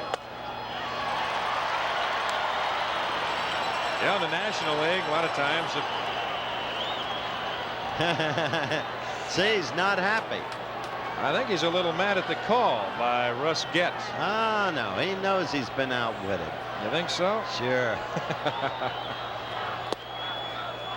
1 ball and 2 strikes to count. He's a very candid fellow. Oh, he is. And as we've noted throughout the course of this series, a fine receiver with an excellent arm. A ball and a strike to McGregor. McGregor went to high school with George Brett out at El Segundo High School. They mentioned in an article over in Baltimore, they said he even out hit him in high school, and Scott said, "Oh no, wait a minute now. Let's don't go so far." If he did, it stopped there.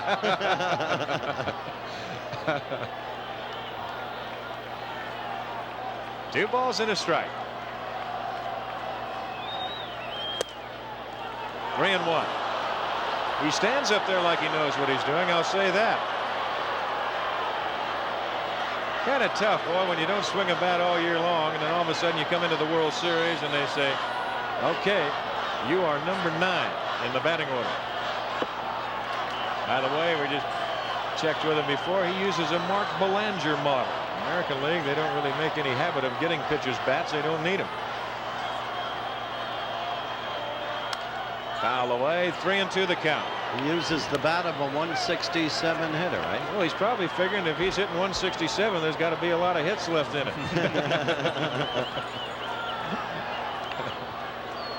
That's kind of a rule of thumb joke that goes around a ball club.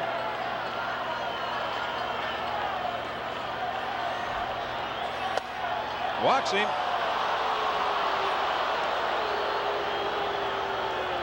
El Romo, kind of one of the unpardonable sins in the game of baseball, and that's walking your pitching opponent. But he walks McGregor.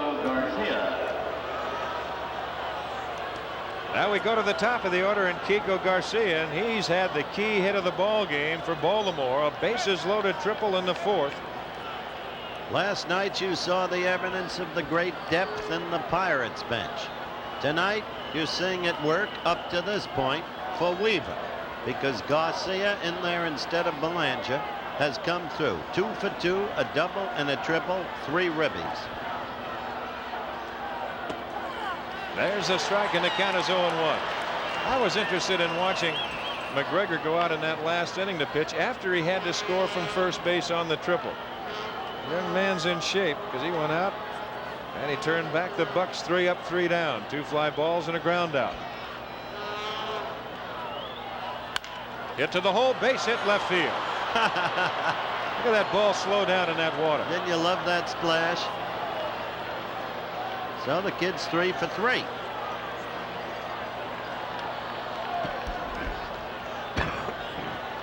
Again, with all of the rain that we've had, and we had the hour 7-minute rain delay, it looked that way before the rain delay. The field very slick, very fast, the fastest surface in the National League.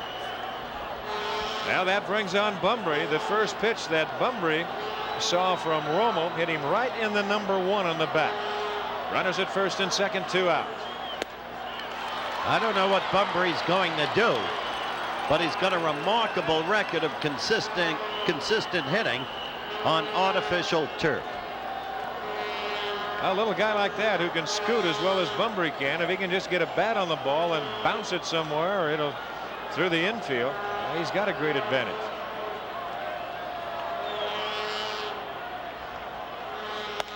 Misses with away with a fastball, and the count 1-1. There you See that? That's what I was talking about. I'll say one thing, you've been smart tonight, you know it? Calling them in You've been advance. calling everything. You sure you don't have a script? 1 ball, 1 strike, 2 outs. McGregor at second, Garcia at first. And the count moves to 2-1. It's almost as if it were tape delay. What makes you think it isn't? Those are the base runners. The man at second with a jacket, that's Scott McGregor. At first, you're looking at Kiko Garcia. In his first start of the '79 World Series, Belanger has started the other 2, and now Nicosia wants to talk to Romo. Just wants to try and get some thinking and see what he's thinking about. You know who's in the ballpark tonight, folks? A guy who used to be a great manager, Leo Durocher. You're looking at tomorrow's schedule on ABC, starting at 8 Eastern, 7 Central. An old friend and a coach of Don Drysdale's, Leo Durocher. He's here in good shape, good spirits.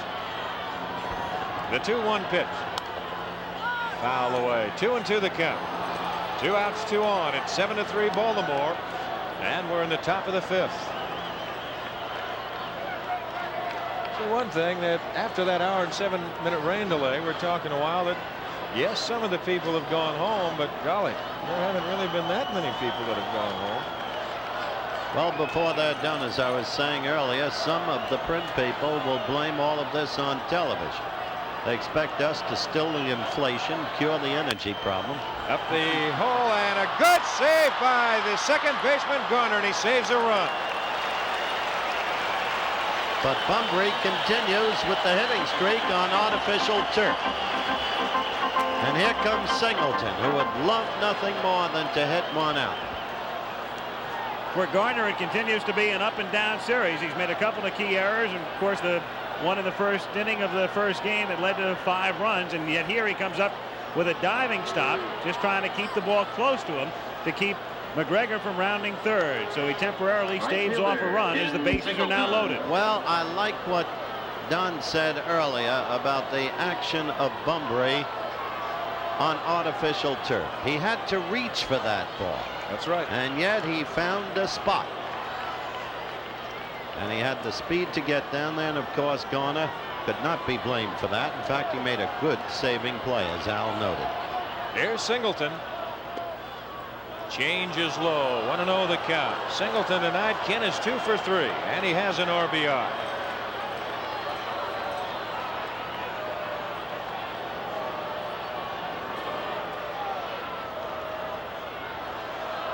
Bases loaded, 2 out. Just missed it left center, and Moreno wants to take charge, and that is out number 3. So Baltimore gone in the 5th inning, and after 4.5 of the halfway mark, it is 7-3 Baltimore.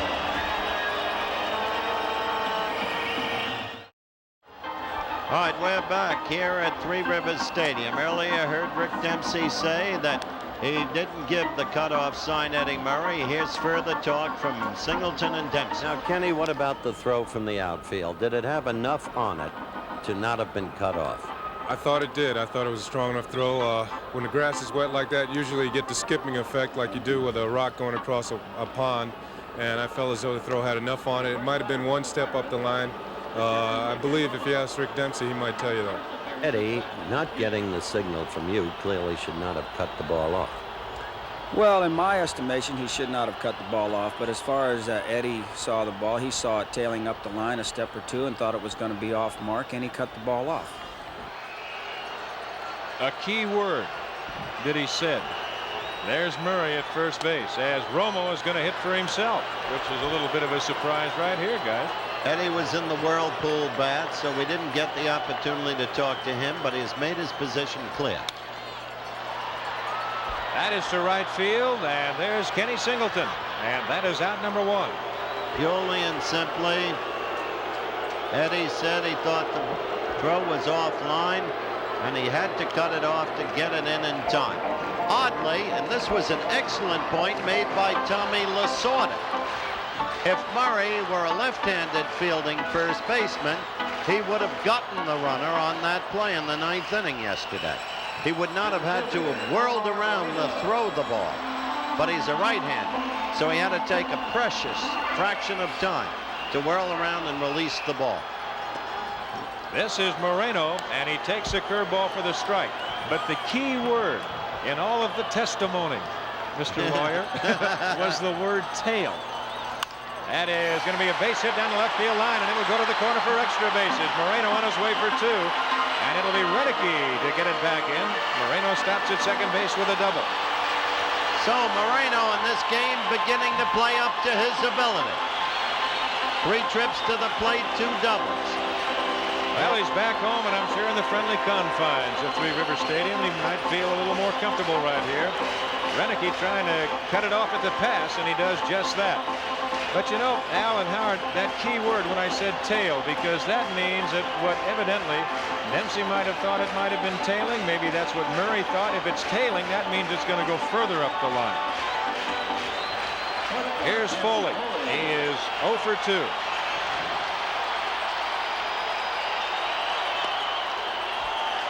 Want to know the count. Don, you touched on a key point a moment ago when Romo hit. I was very surprised, as you were, because in particular, Weaver made the remark yesterday with Tanner's deep bullpen. It's almost like the DH that Chuck had a chance to use the pitch. That's right. Didn't. And there's the strike, and the count 1-1. And you're down by 4 in the 5th, and you've got some guys down there. Yeah, but they keep coming back, this Pittsburgh team. Oh, they do that.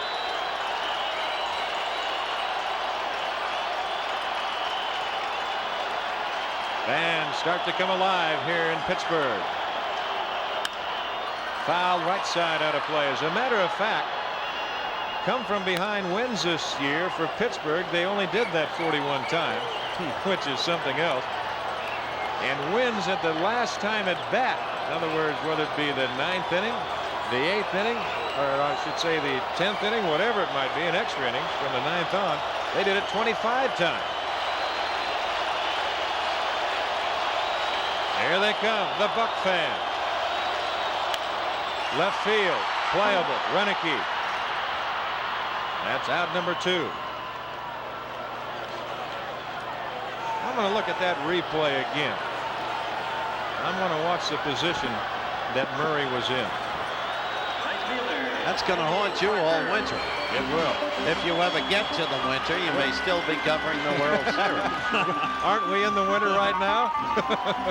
We've had snow for 2 of the days. Here's Dave Parker.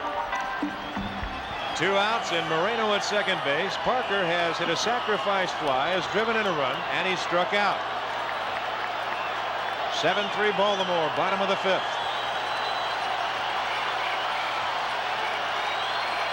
The Buck fans whooping it up. Hit well. And makes a catch. He got it on the end of the bat, I believe.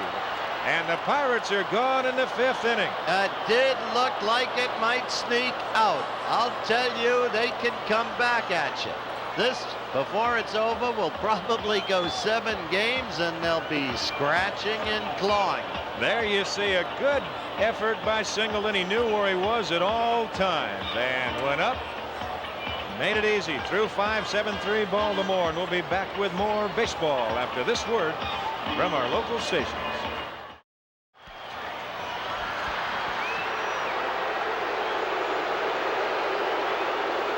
Well, the Pittsburgh Parrot had bit the dust for a while, helped up by Cal Ripken, the third base coach, as we go to the Baltimore 6th inning.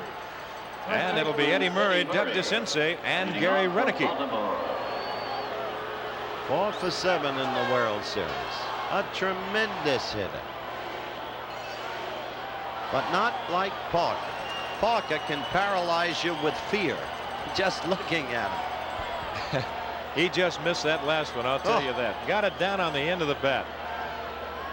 Murray, the switch hitter, back from the left side. Oh, a high fastball, and Romo's fastball is not the greatest. Well, Yes. we've had some great action here in the series so We sure far. have. I wouldn't recommend Romo throw that pitch to Murray again. Well, it'll be a souvenir for somebody. 0-1 the count.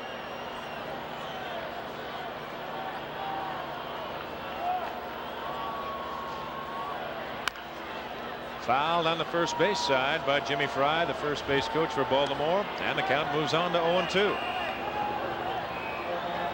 I read a piece in a Baltimore paper this morning that this series was lacking the glitter that would attach to it in terms of celebrity attendances that would attach to a New York-Los Angeles World Series.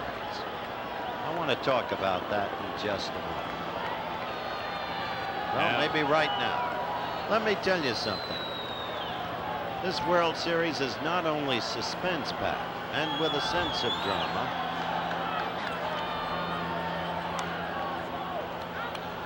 but I don't know of a more important glitter as you look at Earl Weaver in America than to have 2 cities with such pride in their urban renewal, with the redevelopment of the inner cities. What they've done in Baltimore is remarkable. What they've done in Pittsburgh is remarkable. And for me, that's the glitter where it counts. Hit up the alley, and there's Robinson, and that is out number 1. So Murray hit it hard. 1 away, and that brings on Doug DeCinces. And if there is uplifting value in sport, it's when you see the troubled faces of beleaguered people suddenly feeling a sense of pride in their city. And that's what happened in Cleveland on the Monday night when they beat the Dallas Cowboys. It's the best that sport can do for a society. Good off-speed pitch by Romo. 0-1 the count.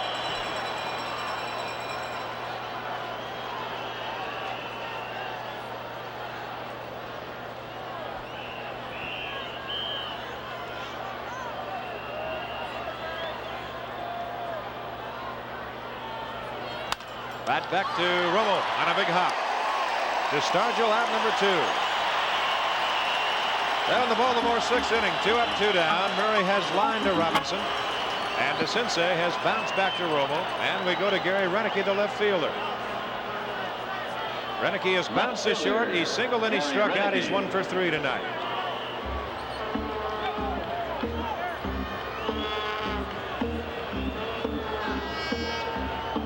(7-3) Baltimore.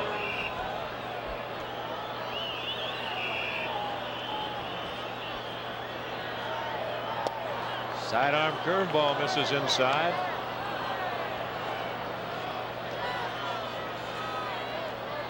Enrique Romo, the brother of Vicente Romo, that saw action in the major leagues with the Dodgers, the Red Sox.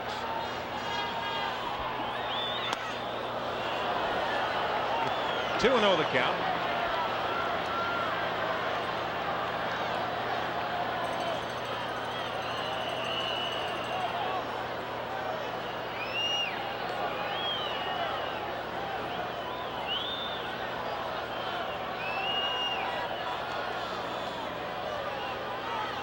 Look out. Moves him back 3-0.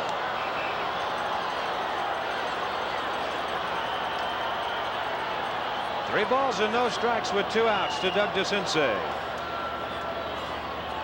Check that, Gary Renicky.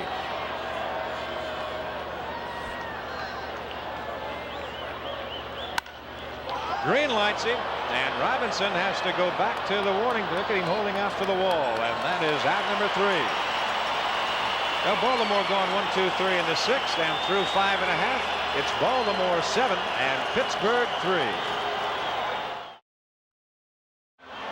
Now the crowd here at Three River Stadium, they want to see their Bucks come alive as we go to the Pittsburgh 6th inning of play. It'll be Robinson, Stargell, and Madlock. If that isn't Howard in the booth, Al, I don't know who it is. He thinks he's Sugar Ray Leonard.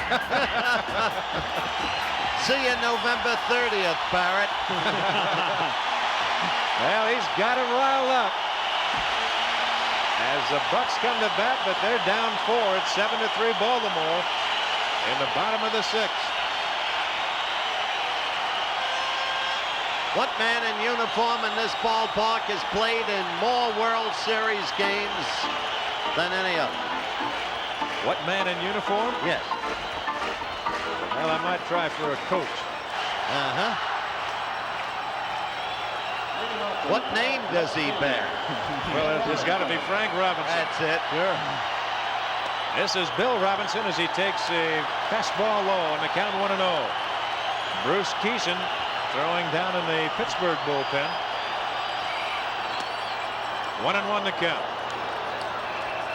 Now with the rain out in Baltimore, there's Kison. That first game, and we have not had the off day after the second game, the traditional off day, the travel day, and that created some havoc with everybody.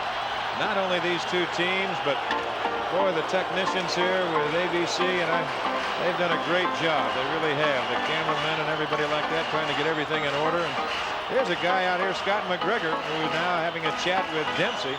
The Orioles didn't get to the hotel until 4:30 this morning as they left after last night's game.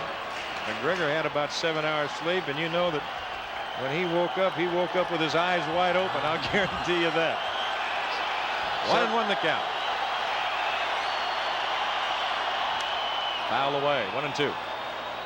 Well, the absence of an off day hasn't hurt Bowie Kuhn at all. No. Started the game without the coat, put on the coat, put on the hat. Looks great. There he is, the commissioner. Got him. A good change. And there's one gone. Who was that next to Bowie? Take another peek at it, Al. Well, McGregor, great command of his off-speed pitches, and he gets Robinson to chase a bad pitch, exactly what you want to do with 2 strikes on the hitter. And so they went after the bait. Yeah, there's one gone, and here's Stargell. Line drive up the alley, right center, splash into the wall. Singleton bobbled. Stargell the second. He'll have to hold right there with a double. So that's 2 hits for Stargell tonight. You know, I'm beginning to think the last guy I'd want to throw against Buck and Stargell is a southpaw.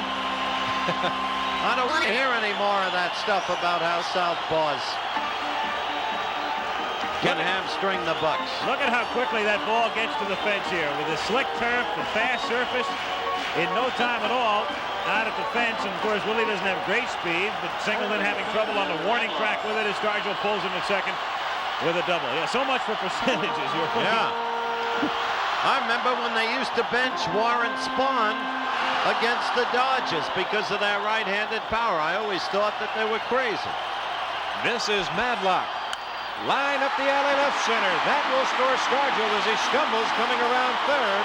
And it is now 7-4 Baltimore. Do they come back quickly, ladies and gentlemen? The best comeback team in the league, maybe in baseball. This game is far from over. I wondered who they had next to Bowie Kuhn as we look at this again. Madlock with that compact swing. Started, and Tippy Martinez warming up in the bullpen quickly for the Birds of Baltimore. That's Happy Chandler. That's why I wondered who he was. A past commissioner of baseball. By gosh, it is. There's He's wearing the University of Kentucky cap. That's right. There's Happy Chandler, the former commissioner of baseball, sitting next to the present commissioner of baseball, Bowie Kuhn. As you see the score, bottom of the sixth, and the Bucks are trying to come back. The right-hander is Stoddard. The left-hander is Martinez. And these fans are on their feet, waving their yellow and hankies, their yellow and black pom-poms as they try to get the Bucks alive. Here's the catcher, Steve Nicosia. He has singled and scored in the second inning. He flied to right in the fourth. He's 1 for 2.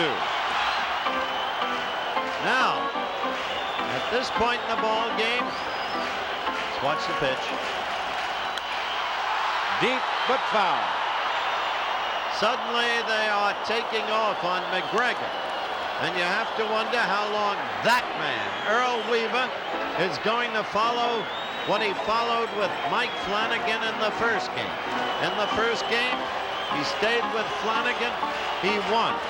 How long will he stay with Scott McGregor?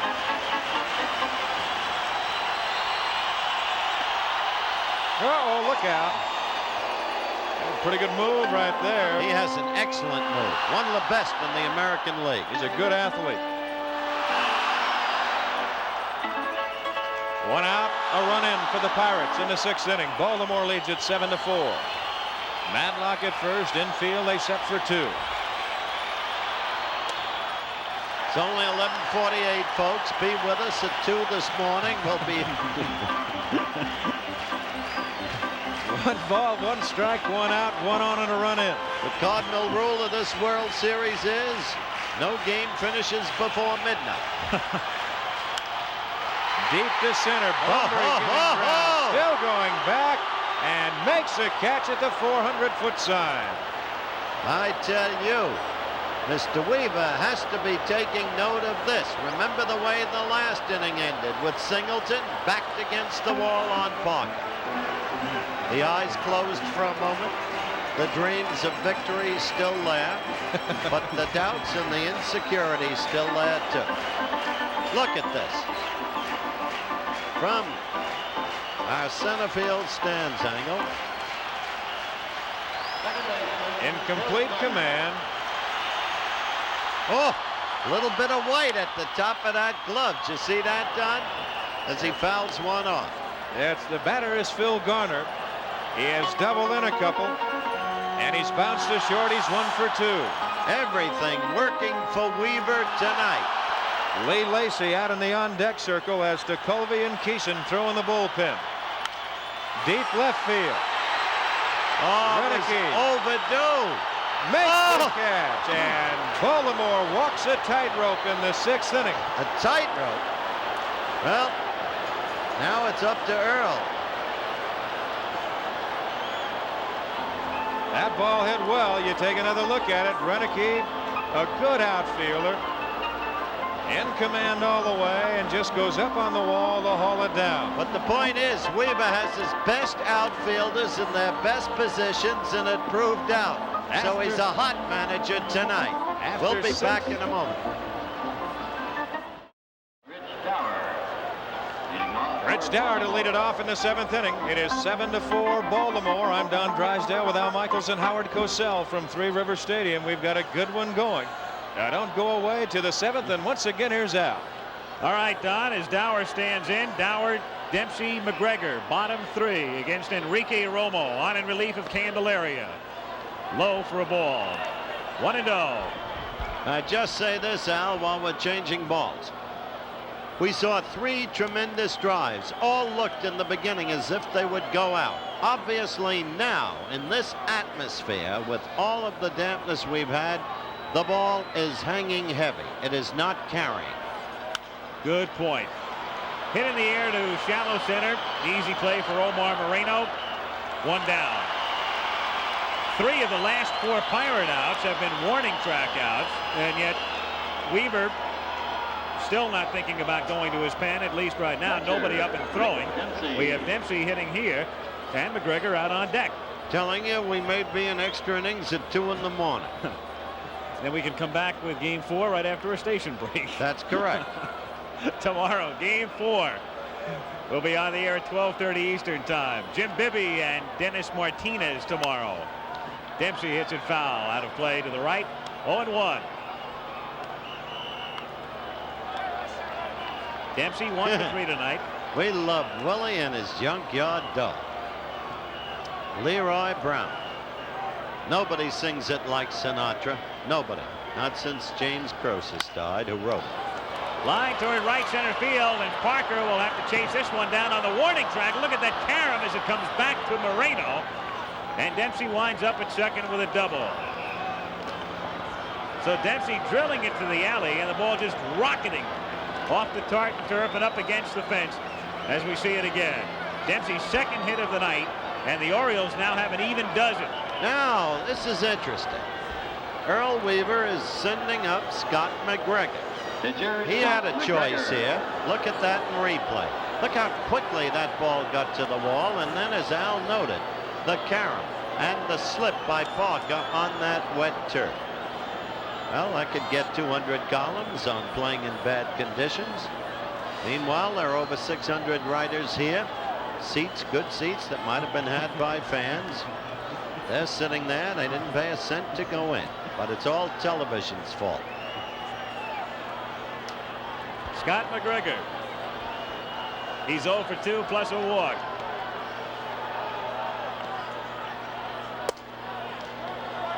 One and 0 the count. 7-4 Baltimore. The Pirates took an early lead, a run in the first, 2 in the second, but the Orioles came back with 2 in the third. And then after a 1-hour, 7-minute rain delay, John Candelaria didn't have it in the 4th inning when the Orioles came up with 5 runs, 4 of them charged to Candelaria. The Pirates came back with 1 in the bottom of the 6th. 7th inning, 1 out. Dempsey at second, 1-0 on McGregor. Brad Jackson has gotten up in the Buck bullpen. 2-0 the count. The left-hander, Jackson. And of course the big man still down in the pen, DeColby. Well, they had him up last inning, Al, along with Keeson, and now they'll go to Jackson because they know that they'll use a pinch hitter. The pitcher is a first spot coming up in the 7th. The 2-0 pitch is outside, ball 3. Well, Parker's had that bad knee, evidently injured against the Dodgers out on the coast, and I just wondered the way he went down on that slip out there. I just wondered if he might have maybe turned that a little bit. As you look at Tanner, and remember back to the first game when Parker doubled in Baltimore. That's right. He had some problems with his knee. 3-0 pitch, a strike, and the count is 3-1. Wasn't that good a pitch?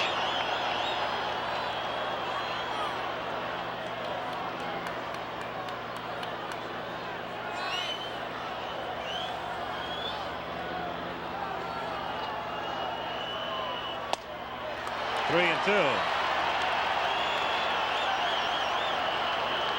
George Brett sitting at home watching that swing, and he says, "You mean he hit better than me in high school?"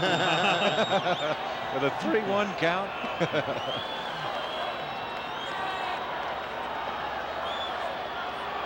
The 3-2 pitch to McGregor. Got him. So Romo does it the hard way, goes 3-0 and then comes back to get him. That's his 4th strikeout. Now here's the kid who's 3 for 3 with 3 ribbies on a bases loaded triple. Look at tomorrow. We begin at 12:30, weather permitting. And then one of the big college football games of every year, the Sooners against the Longhorns. What a rivalry that is. Kiko Garcia, the big man tonight, with a double in the first, and he walked and scored a run in the third. The 3-run triple was the big blow in the 4th inning to move the Orioles out in front, followed with a base hit in the 5th. 2 down and Dempsey at second base in the 7th inning, 7-4 Baltimore.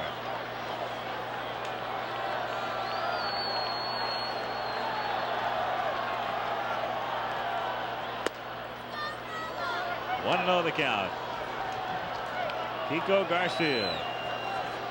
Given name is Alfonso. Grew up in Northern California. Saw quite a bit of action this year, especially earlier in the season when Belanger was on the shelf. The Orioles were very hot. Garcia played a big part. Foul back, 1-1. Well, he's played a big part tonight. There's no question about that. 3 for 3, 3 RBIs, 2 runs scored. His first start with Belanger getting the start in both games in Baltimore.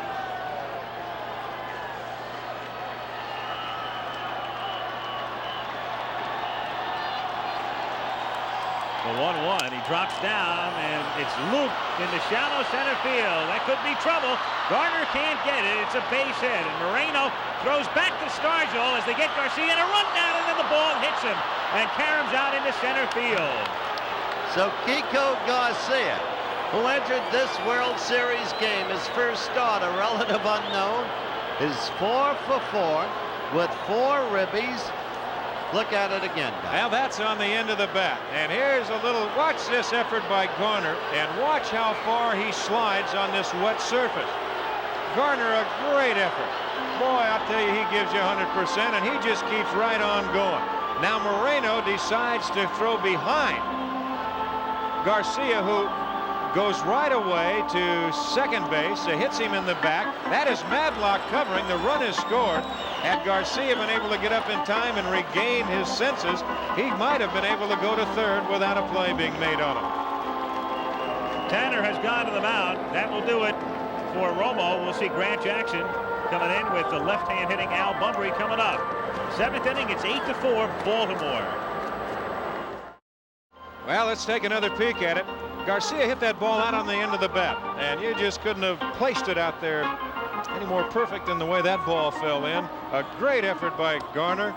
Moreno playing it on the big hop. He could not throw the runner out at the plate. He's going all the way with 2 outs, but he does throw behind Garcia. Stargell's throw to Madlock, who is covering, hits Garcia in the back. Now there's nobody at third. Moreno takes a swipe at it. He can't get it.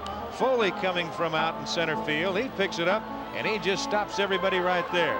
They give him a base hit, an RBI, and an error on Stargell, and an assist to the center fielder Moreno. So that'll fill up your notebook right there. It really will, and it's amazing how 1 minute there can be a flash of defensive brilliance in this series. The next minute, shoddy fielding play. It's very interesting in light of the fact that the Pirates have now made in the 2.5 games 7 errors. Well, you've got to blame the weather for a lot of them. Grant Jackson brought in here as you look at Al Bumbry.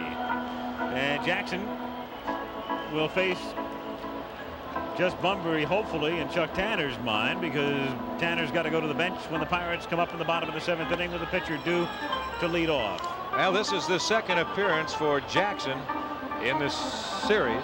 He's allowed but 1 hit. There's the scoring summary.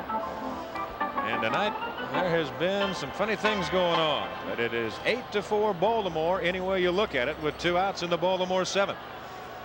You saw the Pirates picking up 3 runs early, then Benny Ayala hit a home run with a man on in the 3rd inning, and then the big 5-run 4th inning after the rain delay with the big blow right in the middle. Garcia, the 3-run triple. Kiko with 4 hits, 4 runs batted in. Madlock drove in a run in the 6th inning. And here in the 7th, the base hit by Garcia to drive in Dempsey as Bunbury stands in. Bunbury didn't start. Ayala did. Then Bunbury pinch hit in the 4th, was hit by a pitch, and then singled in the 5th inning. 1 for 1. Oh, what a play by Play. Nicosia. You'll not see a better play by a catcher than that made by Nicosia.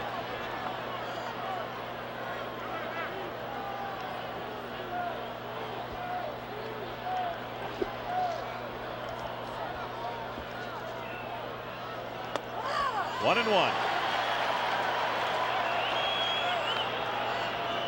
Bunbury at the plate. Kiko Garcia. Remember that name. Kiko Garcia. There he is. Hit in the air to shallow left field. Robinson coming on and makes the catch to retire the side. But the Orioles stretch their advantage in the 7th. They run 2 hits, lead 1. Go to the bottom of the 7th. It's Baltimore 8 and the Pirates 4. Baltimore on top 8-4 as we go to the bottom of the 7th inning in game 3.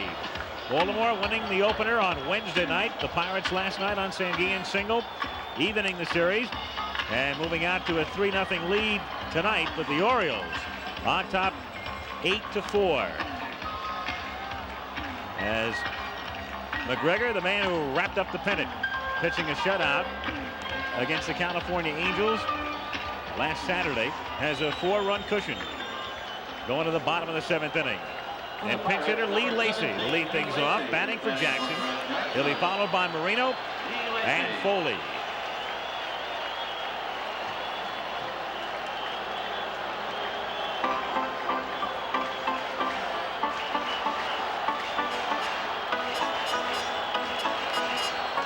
Lee Lacy signed by the Pirates as a free agent after playing out his option with the Dodgers.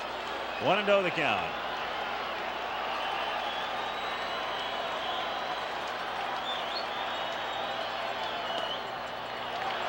Well, the new pitcher for Pittsburgh will be Kent Tekulve. He's throwing in the bullpen. Chuck Tanner trying to hold the Birds right where they are.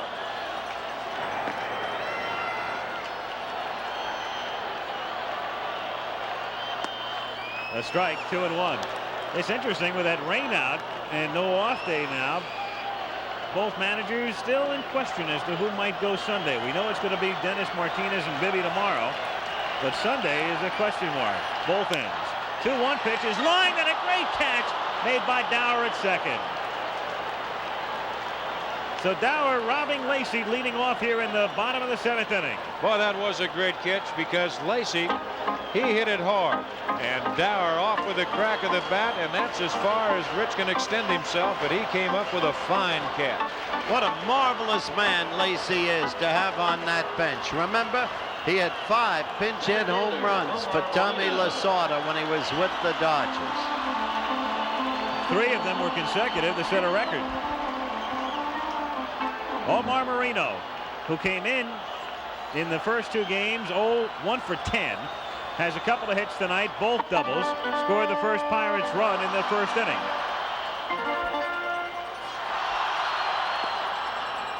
Oh, 0-1. There's one of the few slow curveballs that McGregor has thrown tonight.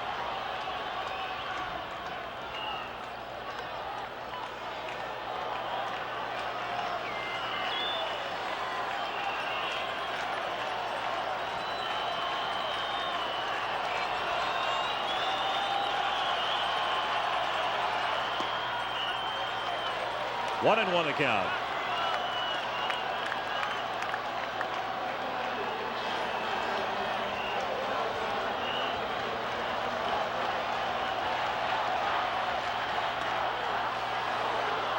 One and 2. Couldn't pull the trigger. Got the breaking pitch inside. Moreno wanted to go and just could not pull the trigger. I wonder if Omar's wife is here tonight. I'm sure she is. Yep.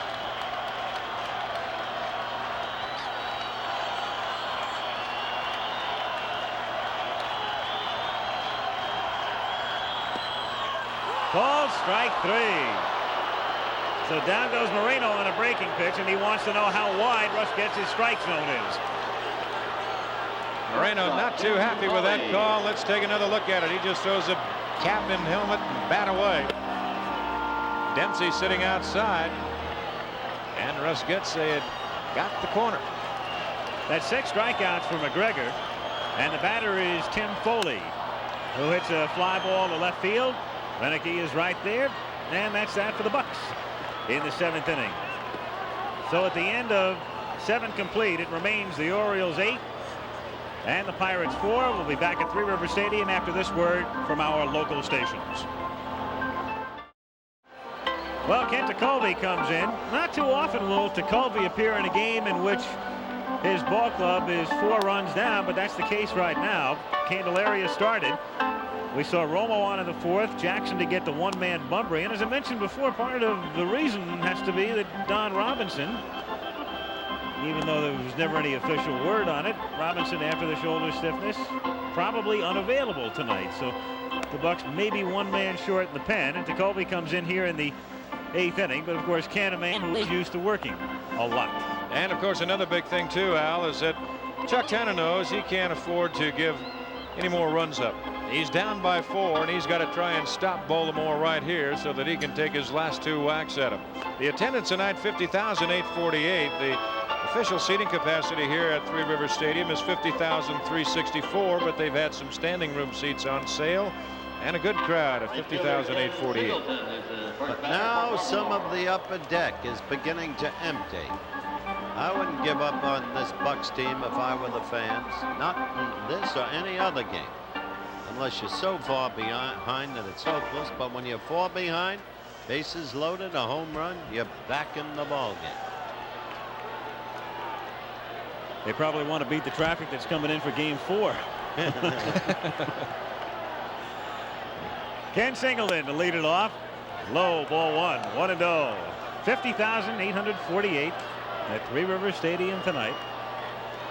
Pirates jumped out to the early lead, but the Orioles on top 8-4 in the 8th inning. 2-0. I pitch my way. They show me the scouting reports. I look at them and I throw them away. I'm the kind of pitcher I am. That's what you heard Kent Tekulve say last night. And what a pitcher he has been.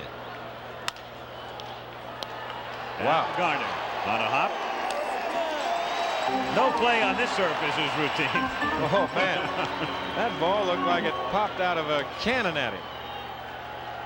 Here comes the guy who's been held hitless tonight. Oddly, he came into the game the leading hitter in the World Series. 4 out of 5. Now he's 4 out of 8.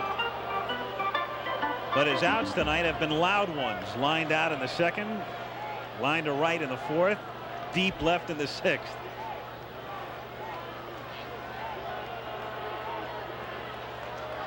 One out, bases empty, and Tekulve deals to Murray, off speed inside.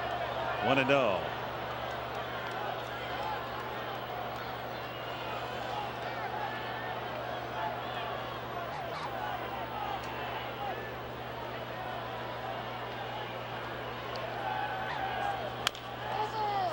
Bouncing ball fielded by Stargell. Willie has trouble, but still has time to make the play over to Tekulve. I think Murray might have thought that was a foul ball, and he was very slow getting down the line. He didn't get out at all, and I think he did. He thought the ball was going to hook foul. But it was fair by quite a bit. Third baseman, Doug Dickinson. There you see Stargell moving over. That ball right there, just an easy routine play after Willie makes the grab. And tries to grab it again.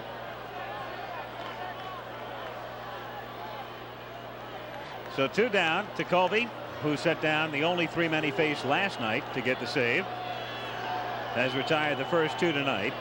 And DeCinces at the plate. Looks at a strike. 0-1 on Doug.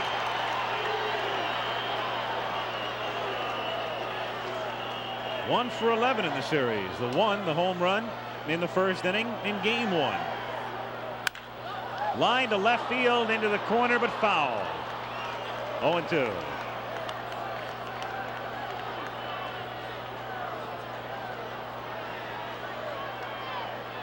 Dennis Martinez, Jim Bibby, the matchup tomorrow, game 5. Chuck Tanner says he'll decide sometime after tomorrow's game who it will be. He could come back with Keeson, who started game 1. Earl Weaver. He could come back with Flanagan. We'll have to wait and see. Or he said he would not hesitate to pitch Steve Stone.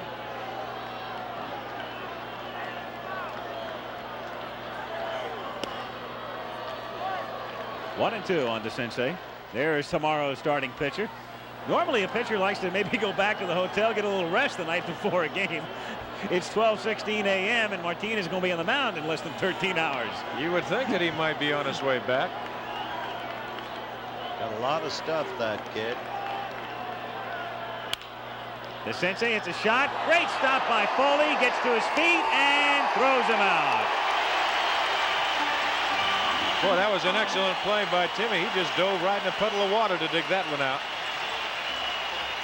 So 3 up and 3 down in the 8th inning as Tekulve sets them down in order. Here it is again. That ball hit to the right towards the hole. Do or die play. That's as far as Foley could go and realize that that's when he could get it. Gets up and a good strong throw to get him. There's another peek at it. Look at that, having to go through that water.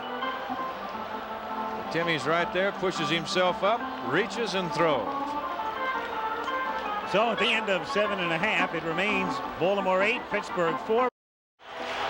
There's the matchup tomorrow. Dennis Martinez, 15 and 16, a bit deceiving. Pitching some tough luck toward the end. Jim Bibby on the mound for the Bucks tomorrow. Will be on the air at 12:30 Eastern Time. Bottom of the 8th inning, Orioles 8, Pirates 4. Dave Parker, Bill Robinson, Willie Stargell. McGregor has gone all the way. A strike, 0-1. Somebody sent Stargell a Superman cape tonight. Parker got to the clubhouse and he put it on. Oh, and to get up on top of the locker, they thought he was going to fly.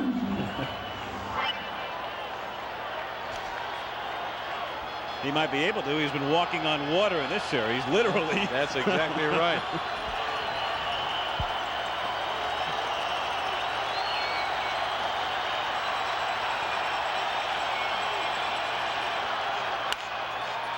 Grounded it down. And that takes care of Parker. So Dave held in check tonight after the sacrifice fly in the first inning. He subsequently struck out, flied out, and now grounds to second. That fly out was a near home run held up by the heavy air. No matter, this game is now in the pattern of the Mike Flanagan game as far as Scott McGregor is concerned. Gave up 1 in the first, 2 in the second, the rain delay, and then he settled in. Grounded to the man of the hour, Garcia. And Robinson is out number 2. So McGregor, he struggled in the 6th inning, but he's come back now to set down the last 7. Earl Weaver, he's still taking precautionary measures. He's got Stoddard and Martinez throwing behind McGregor in the bullpen. That's what they think of Willie Stargell here in Pittsburgh. He could be elected in this town and in this state. Willie tonight 1 for 2, single, double, scored a couple of runs. 0-1.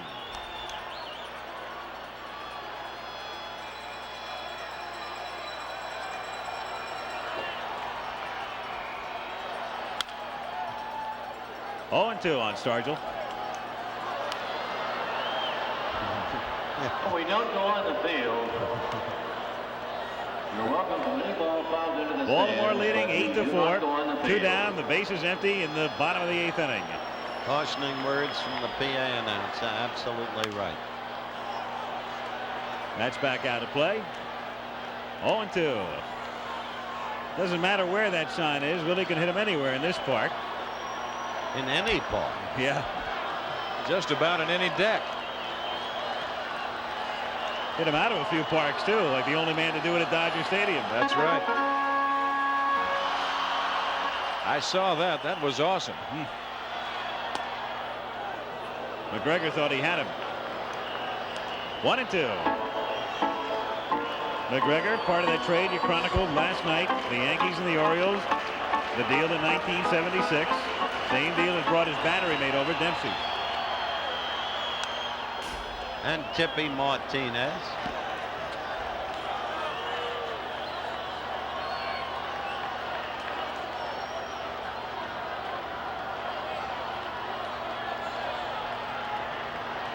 Well, you're looking at two organizations that have made some excellent deals. Baltimore in particular over the years, over a long period of time.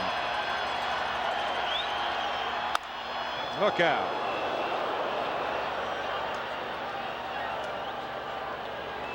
One and two the count. Hank Peters, the general manager at Baltimore. You might have been reading quite a bit about Jim Russo, their super scout, over the past couple of weeks. Jim is a fellow who over the years has recommended a lot of the people that the Orioles have procured. That's exactly right. You see him a lot at the start of every season. He's all over. 1-2 pitch is fouled away, and he's always around asking questions of everybody. They don't not only want to know what a guy can do on the field, they want to know a whole lot about him off the field too. Now, Jim Russo is one of the guys, along with Bill Worrell and one of the other Baltimore scouts. I saw a lot of Bill Worrell this summer.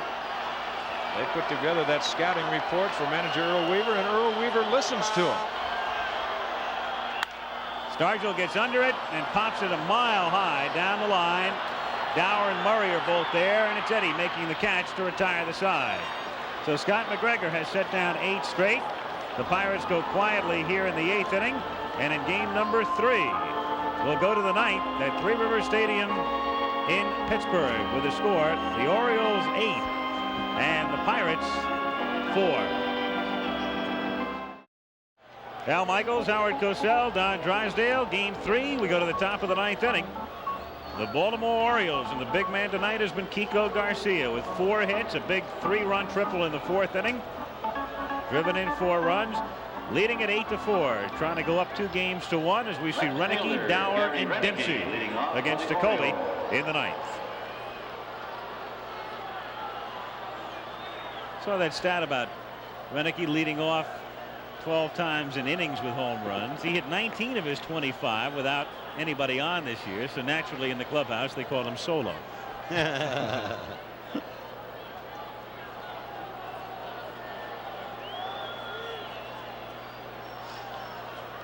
Looking at the Birds in the first 2 innings tonight, you never would have figured that they'd be leading by this margin going into the 9th. Well, there's a fastball that just tore him up inside. That really moved.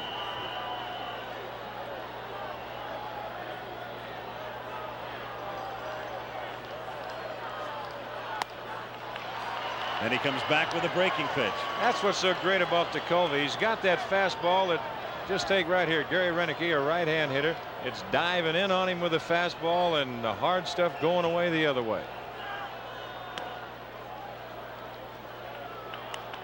Is it a mistake to have pitched to Colby today if they need him in a tight situation tomorrow? I don't think so, Howard. My goodness, he's been in 94 games. It appears that work doesn't faze him at all. I think you're right. Count holding at 1-2 on Renicky. You know, regardless of what you think about the motion of Tekulve, of every pitcher that we've seen and every pitcher you want to see in baseball today, he probably has the most natural motion of anybody throwing. How do you figure that? Because that's the way that it's easier to throw down there. I mean, that's the way your arms hang. Gravity. That's the way you're put together.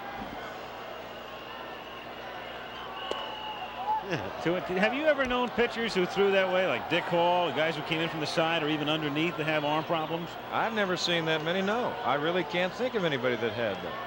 That is just a natural. I mean, if it wasn't natural, everybody would walk around with their hands up over their head. You did for a lot of years. Diving for cover. But there you look at the motion, and that's just natural. You can just sit at home and you can just try and do that yourself. I don't think I'm gonna. Well, I know you'll do it in the room, and you won't tell us you will. Do you remember Dean Chance's motion? Yeah, that was easy. Dean had a line and hooking foul back out of play into the bullpen. So the count holding 3-2 on Renicky. I think the big things are just your arm. You talk to doctors. It just was not made to throw a baseball from that over the top motion or even 3/4. It's easier down in the side or even underhand like Tekulve is. The 3-2 to Renicky. Got it. So Jacoby in the World Series has now faced 7 Orioles and retired all 7. Talking about a starter for Chuck Tanner. He's liable to come back with Jacoby. Dower, a double in the 4th inning, the big inning tonight for the Orioles when they batted around. Scored 5, overtook the Pirates. Meanwhile, McGregor has gone all the way. 1-0, and as we look back, Candelaria obviously bothered by the rain delay, and McGregor, if anything, came back stronger. I believe that's exactly right. Now you hit the nail right on the head. McGregor came back and showed no signs whatsoever of that rain delay.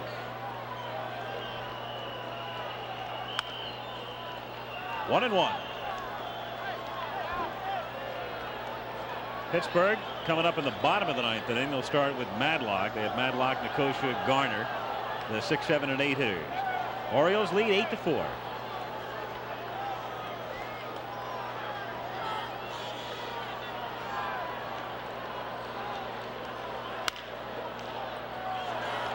Goldie to Stargent. 2 down. It's interesting. Don Mr. Stanhouse, yes. Throwing in the Oriole bullpen. Catcher, Rick Dempsey. What does that mean? I don't know. But Chuck Tanner. There he is. Something to do maybe with the Pirates. From up the road in Newcastle, PA.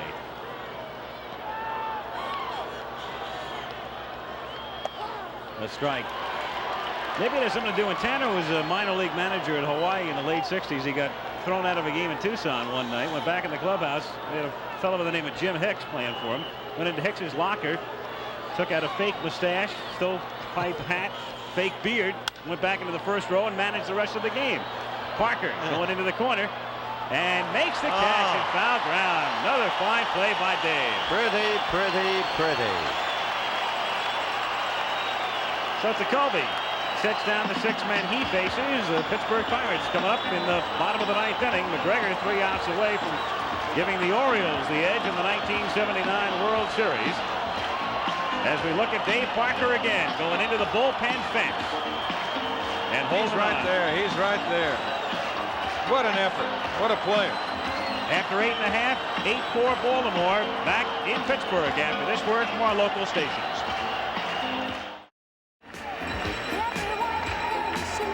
Well, they've come alive again in Pittsburgh. The Pittsburgh Parrot, and to the strains of We Are Family, which has become the Pirate theme song.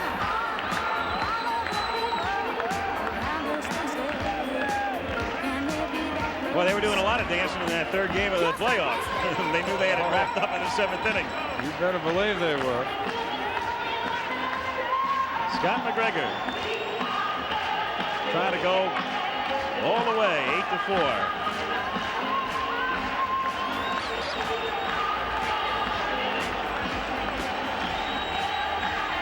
This 3rd game of the 1979 World Series being brought to you by Chevrolet. Like baseball, hot dogs, and apple pie, Chevy is an American favorite. See the exciting new lineup of 1980 Chevrolets at your Chevy dealers. And by Gillette, makers of Right Guard. Yes, men count on Right Guard because men perspire more. Here is Bill Madlock to lead off in the bottom of the 9th inning. Madlock, Nicosia, and Garner. We would like to finish this game. Now, of course, we still have a chance to win. You can help us. Crowd throwing some paper out into the outfield, so the admonishing announcement. Something to say, wasn't it? Between innings, Sister Sledge, We Are Family, and all of the people standing. Eating time. A lot of the ballparks have become more lively. You've got the mascots, the rock music between innings, theme songs. There it is. Well, what is it? The Steelers have their terrible towel. Thank you very much. Mr. 40 for showing that sign. And while everything is going along, Scott McGregor has thrown only 89 pitches thus far. What an amazing turn of events after that hour 7-minute break. But it was the same for both teams. Sure was. Bill Madlock leading off, taking all the way. They're down by 4, so you're thinking about base runners. And you'll take a strike. That pitch missing in the count at 1-0. And Madlock taking all the way again. Now it's 1-1. Well, Bill said we'll wind it up Sunday. I'll take a vacation. I'll meet you in Las Vegas for the Benitez Leonard fight. Grounded to short. Kiko Garcia, who will make all the headlines tomorrow if things stay the way they are. Throwing him out. 1 down. Well, that dream of Matlock's is over.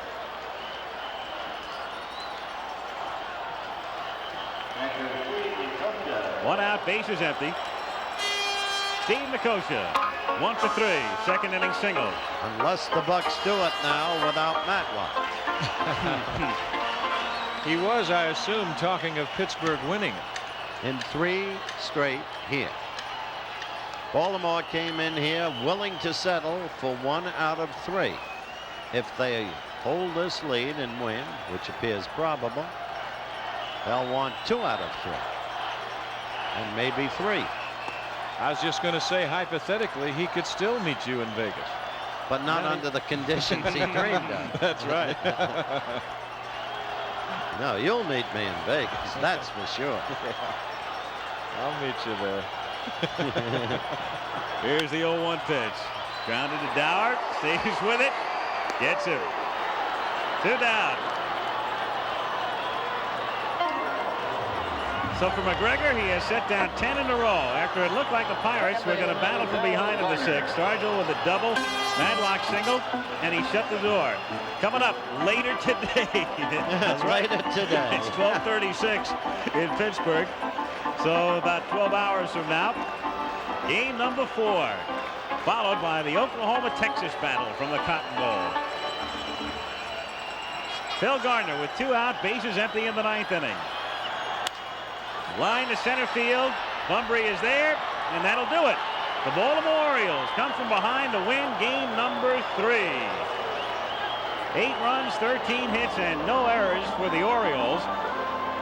4 runs, 9 hits, and 2 errors for the Pirates. McGregor all the way to win it. The losing pitcher, Candelaria. Don't forget, join us later today. Game 4 of the World Series. The Baltimore Orioles, the Pittsburgh Pirates, live at 12:30 Eastern Time.